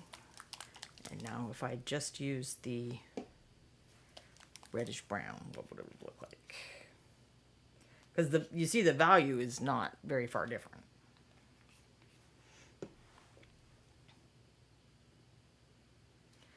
Try just 3 since I didn't. It was nice to, well, see, it was nice to talk with you, Dirk. Thanks for stopping by. I hope you have a good night's rest. So yeah, that's about the same dilution of wash. And even in the cup, you can see that it's more intensely colored. And there it is on the paper. So against that cream color that I've now put a big thing of water in, that's a dull color. So you can see where this one, using this as the wash, it kind of, the parts that were supposed to look shadowed and less interesting would draw too much attention. So I want to keep things simple where I can, but I also want people to make miniatures, be able to paint miniatures that look good. So I had to make a combo mix on that one. I'm gonna mix that black just a little. Now, what did I say for the black wash? 1 drop with 2 drops of water. And the key with this is that's a bigger drop than comes out of the bottle, so I'm going to have to make bigger drops with this bottle, or I'm not really maintaining the ratio. So it's to get the size of the drops, the volume of the drops looking roughly the same. Because also the viscosity can affect things too. And I feel like that probably is not enough wash. Let's try it if I do what I actually say to do. So I'll do 1.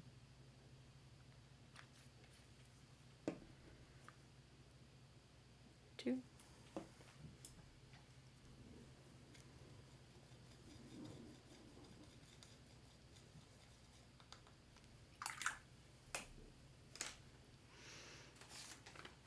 Well, black under black, the test may be tough, but let's see if we can do it. Well, and I have some old colored ones that I can go over, or in the colored pictures too.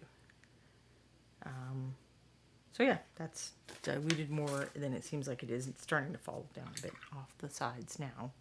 But, oh, right, I was comparing. So let's compare on this square here.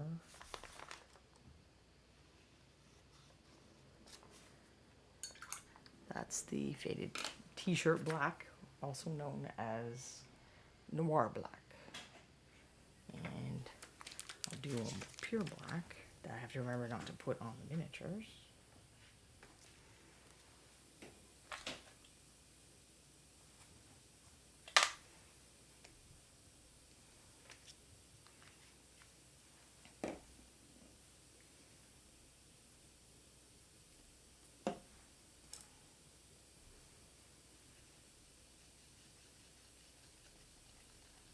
Yeah, I don't think it's going to be like radically different, but I suspect it'll be a little bit stronger. No, maybe I'm wrong. Well, I like faded t-shirt black anyway, and it is a different paint color. I am trying to mix things up so that people aren't getting duplicate supplies. And that's pretty much everything else on the figures other than that cream color gets this color. You certainly can mix it up more if you want. When I paint for my own purposes, I do tend to, even if I am using washes, I tend to mix, you know, custom darker versions of the mid-tone color and then apply the wash. But certainly it is nice to have as few washes as possible for monsters and other figures that you're going to be painting a whole dang bunch of.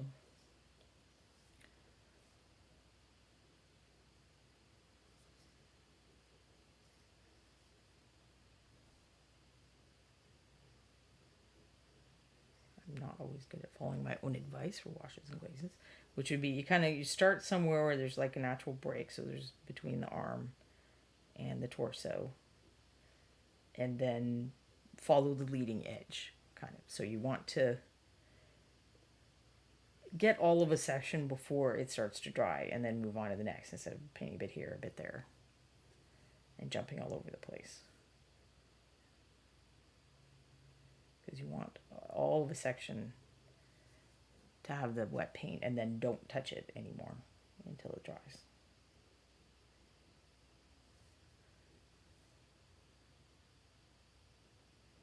And the same is true of glazes.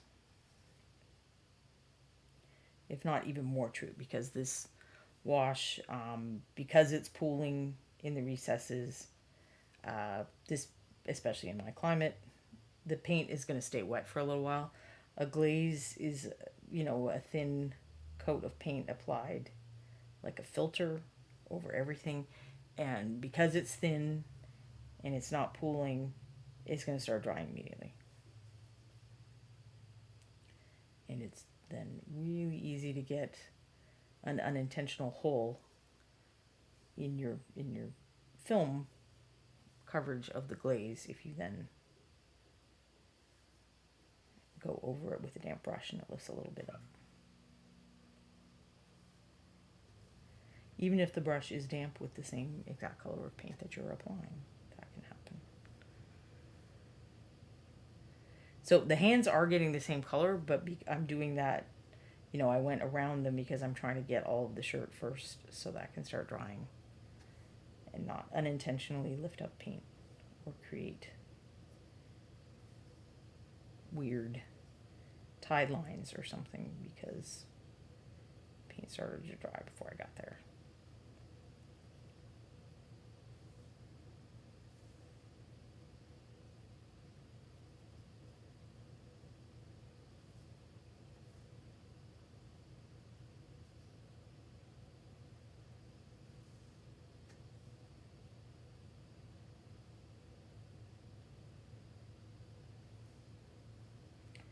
And also checking, and I'm very bad about this, checking for places that I missed before I move on, because it was really hard to come back and get something to look the same. If you have, if I just didn't paint this spot, then, I'm not as zoomed in as I thought. So there's a little spot right there near the hem that I didn't get color on. And if I don't paint that while the paint is still wet, it's going to be very challenging to get it to look like the rest of the area. In fact, if any, when we're talking about making mistakes and acrylic paint is forgiving, one of the reasons I don't use washes a lot and I use layering is it's way easier to fix mistakes with layering because, I don't have to worry about that. I have to get everything uniform in this step or I can't fix it later. If I'm painting my shadows on with the layering technique, I can fix it later. I can just come in with whatever the appropriate layer value color is for that section and paint over the part that I missed or the part that I goofed and got paint on later. It's not impossible to fix it with washes or glazes. It's just a little more challenging. I do use glazes a lot, but I tend to use them as a final step, so I've typically done a lot of stuff on the figure. I mean, I don't always, but I do often use them as a later step so that I'm much less likely to mess something up. So it makes quite a difference, and this is where we dulled down the color and why I didn't want to go too dull to begin with because of this step. So we compare, they both have the same blue, they both have the same skin, and now it's a lot duller. And who had the same, this guy has the same brown pants. And we'll put him up next. I will probably have to mix more paint as well, since all of these zombies get this color.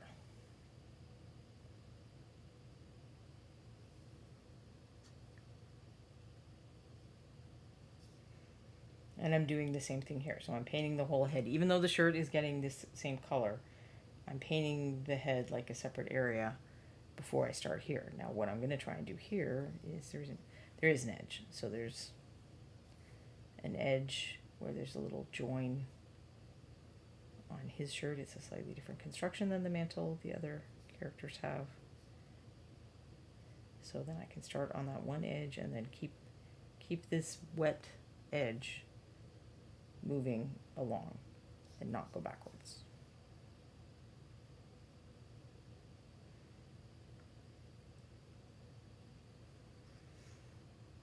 And that should help if you do live in a drier climate where your paint starts to dry quickly. If you try to take that approach, that will hopefully help you not have the problem of lifting up paint color because it's already started drying.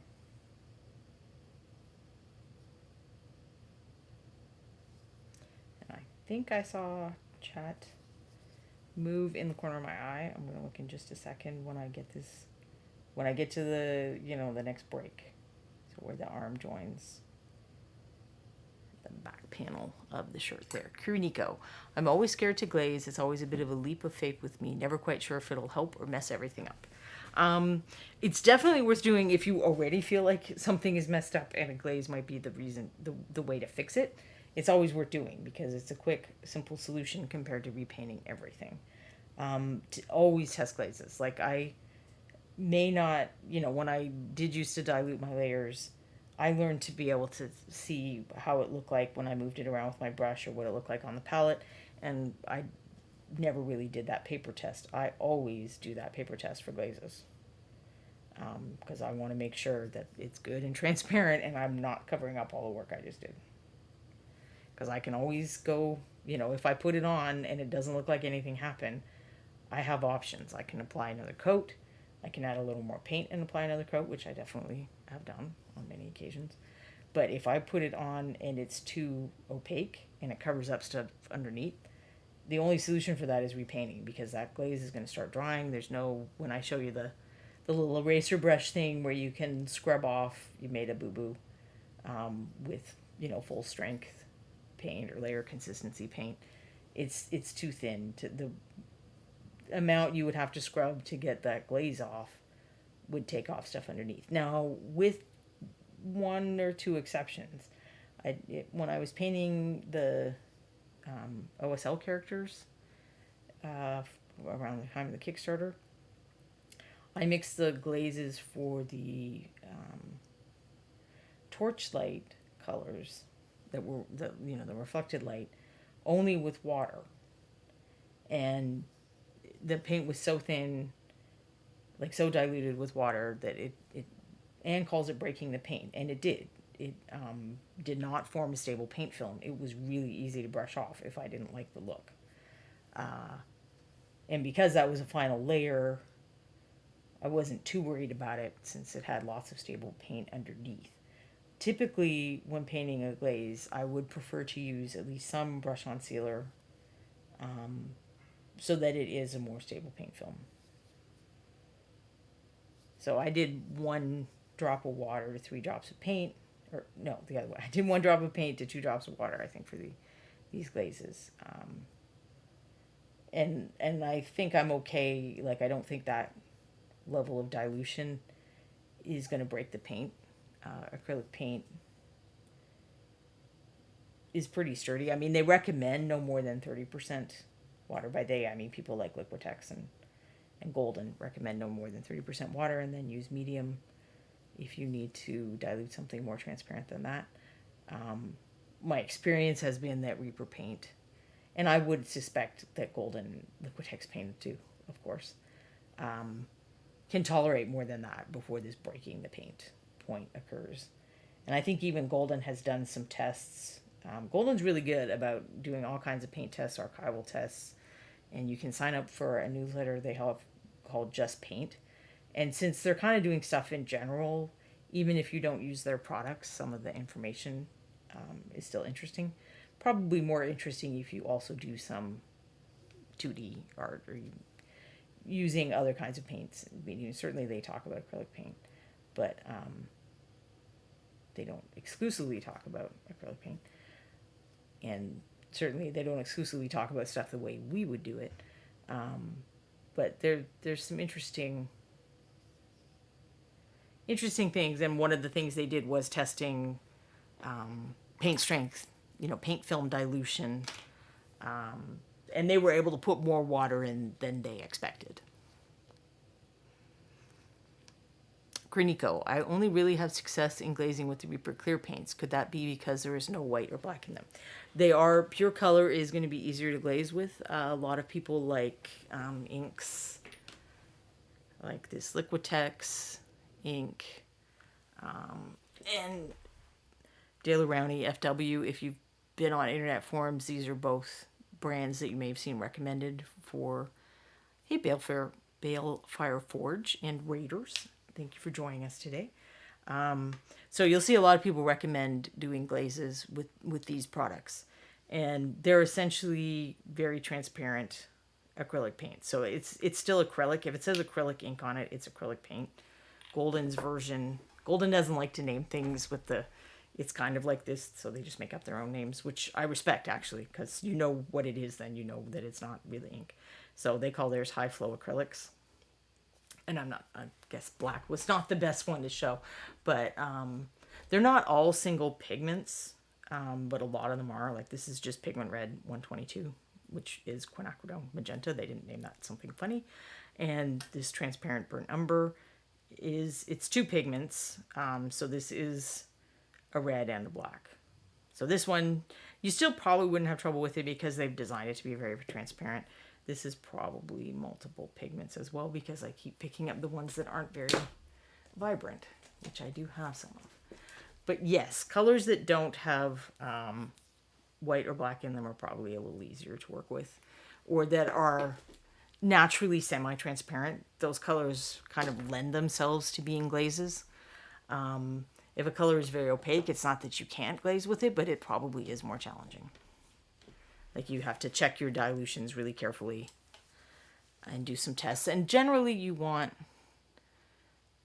with what you're doing with glazes, because it's so thin, it's like a camera filter almost, you want a brighter color as a rule.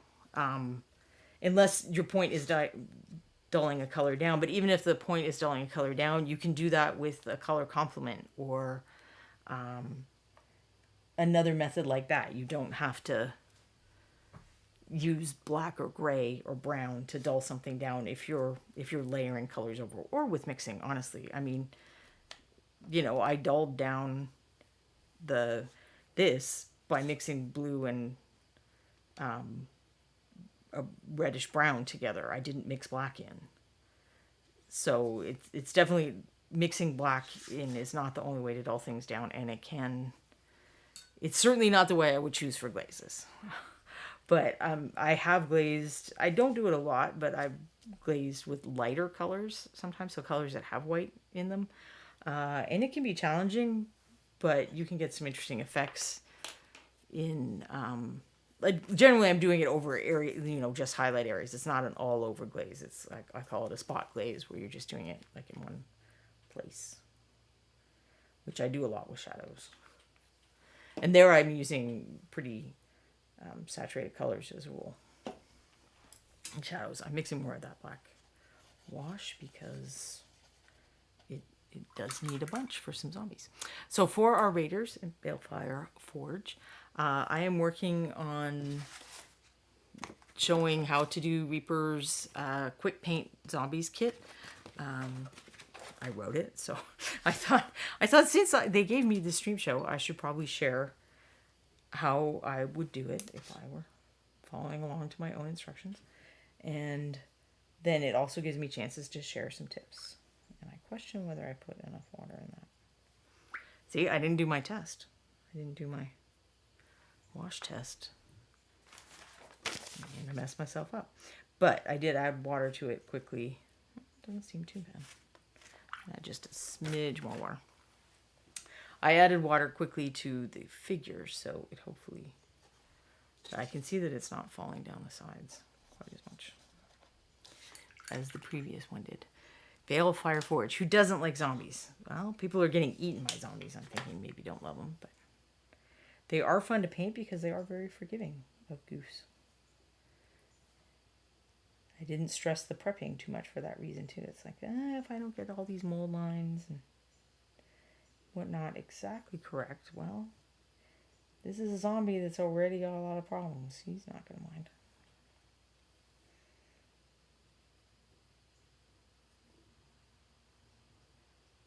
Now this one did have some skull skin showing through the hair, so I have to wash that as well. Although, of course, if you painted that as hair on your version, it would not cause problems at all.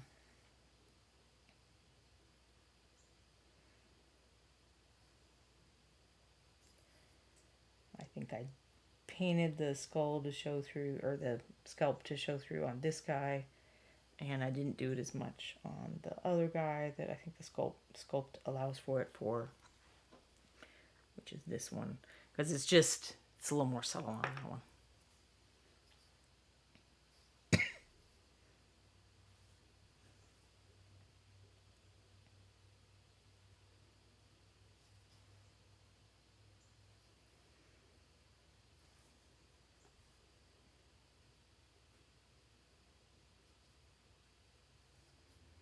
I possibly should have gotten a bigger brush for this, but I didn't think about it.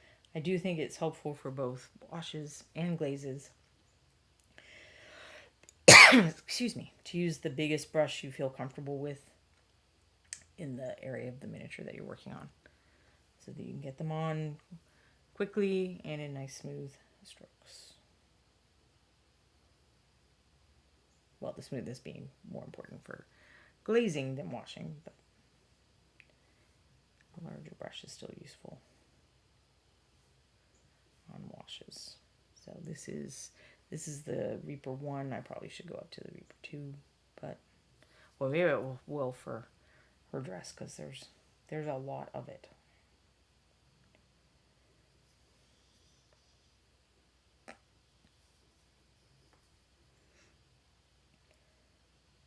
I often use a big size 2 sable for doing washes and glazes over large areas. I mean large in the context of humanoid figures.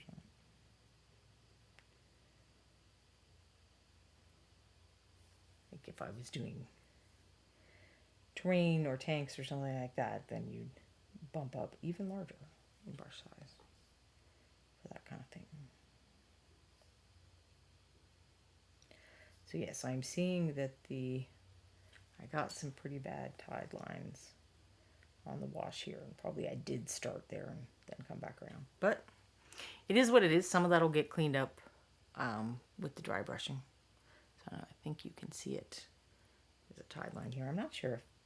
I don't think it's from the mold line. It is just from me not doing a great job. And there's a little bit of that, if you leave white color showing, and there's not much to do about that. So this is where it's lucky for me that he's a zombie, because, it's not like he's taking great care of all this stuff. He's taking no care of his stuff. I will try switching over to the 2.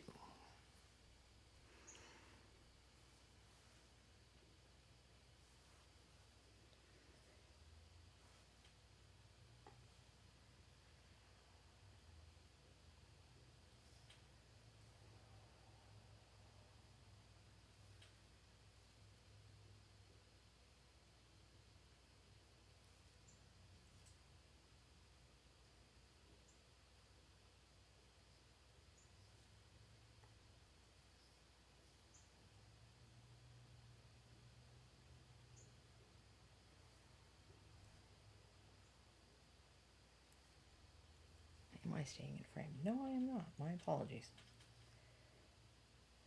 Hopefully I haven't been bad about that the whole afternoon.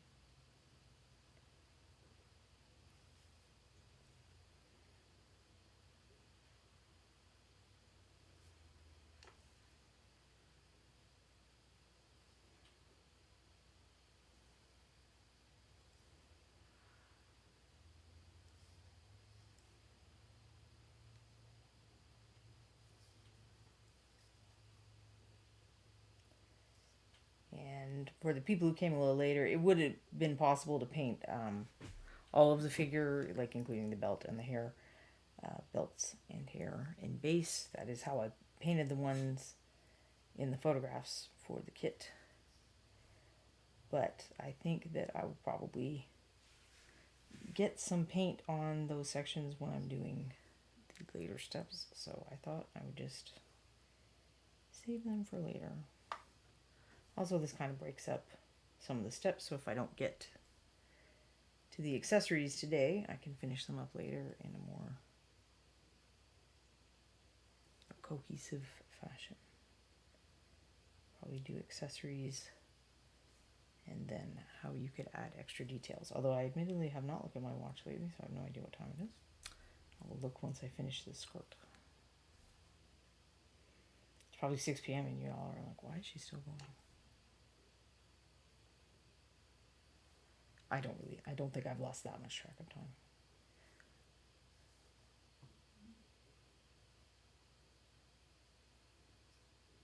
And there's where, you know, an object that's like a complete circle like this, where you don't have a place to hide the edge, you definitely want to try and use a bigger brush and get there quickly. Or if you do live somewhere very dry, or you need to paint more precisely, you can add drying retarder to your paint, or slow dry. Reaper's version of it is called drying retarder, I believe. So where I used, 2 drops of water, you shouldn't use a whole drop of drying retardant probably, but you just, add just a hair more paint and then like a little brush dab of the drying retarder and see if that slows it down enough for you to be able to do the task without getting those line edges. So that is the last zombie for all the washes, I think.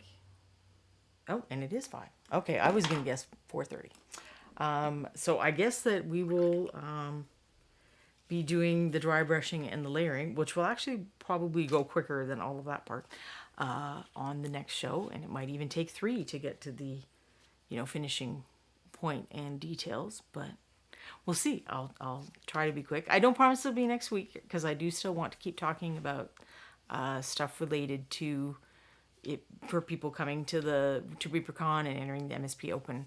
But if I don't have a specific topic in mind for that, we will return to zombies, and eventually these zombies will mostly look like these zombies. Because these are and it's where the other reason I want to do the zombies is it's rare for me to have the actual things that I gave Reaper sometimes by the time the kits and stuff come out. So Ron already has the goblins and the kobolds, but I still had the zombies. So I thought, well, I can show you the actual ones that are in the kits. All right, he's lying down. I did mix the colors up a little on these, though, because that's part of the fun of the zombies, is the mixing and matching of the colors. But thank you all for coming. I hope watching me do that wasn't dreadfully dull. I try to share some interesting stories about pigments and other things while we were painting. And hopefully I'll see you next week. If you are new to the Reaper channel, there's lots of great miniature related content here, and paints every day from starting at 11:30 Central Time, Texas time. Reaper's in Texas, so they do all the shows by Texas time. Then Tuesday at, now I'm blanking. I want to say 5. Tuesdays at 5 is The Crow's Nest, which is a show that has one of the Reaper sculptors, Jason Weeby, and one of the Reaper painters, Michael Proctor, and they often talk to other people in the industry, sometimes people who work at Reaper and sometimes people who work in other companies. And then Wednesday at 1:30 p.m., I think, is Miniatures Den with Luca, the Italian painter. So you can get the European point of view on painting, which is nice. Thursday in the afternoon, I think it is 2, is Crafty 1 p.m. for Luca. Quindy's confirming in chat. But I think it is 2 p.m. still on Thursday for Crafty Creative with Josh Foreman. And then the show that everyone really wants to watch is Reaper Live at 6 p.m. because you can win things there. But also they will show you like upcoming sculpts and keep you up to date on all the Reaper news with Kickstarter and ReaperCon and all that other cool stuff. And then Fridays, so I'm going to not know the time for Reaperland. I'm going to wait until Quinny tells me what time Reaperland is. That's the community show with John from Reaper and Dave from Reaper. And then 3 p.m. I don't know why I blanked on that. I should know that one by now. Then every other Friday, which includes this Friday, is Reaper Errant, which is a Dungeons & Dragons role-playing game that is hosted by Nightheart Gaming, who has their own channel here on Twitch, if you like watching people play D&D. But so Frank from Nightheart Gaming runs through there are 3 painters and 3 sculptors from Reaper, and we just have shenanigans and act very silly every other Friday. And then once a month, when the stars align correctly, you get to have some airbrushing knowledge with Erin Lovejoy. So you need to subscribe or do whatever it is you do to get the notifications, and then it will tell you when Erin's show that I am also now blanking on the name of House of Vex, I think, because Vex is the brand name for Reaper's airbrush. And Erin is the person who taught me how not to be afraid of airbrushing, because I was definitely not I did not embrace airbrushing with the enthusiasm that many miniature painters have. So if he can help me, he can help anyone. So I definitely recommend checking him out. He teaches lots of other kinds of painting too, but I think the show does focus on airbrushing specifically because of the Vex. Thanks for stopping by Veilfire Forge. I'm pretty sure we're going to go raiding now. Quindy's going to find us a raid so that you can keep enjoying fun activities here on Twitch that miniature people would enjoy. So I will let her pop that up and say goodbye to all of you. Thank you for coming. I'll be here next Monday. Hi, Nomad Zeke. Bye, Nomad Zeke. See you guys.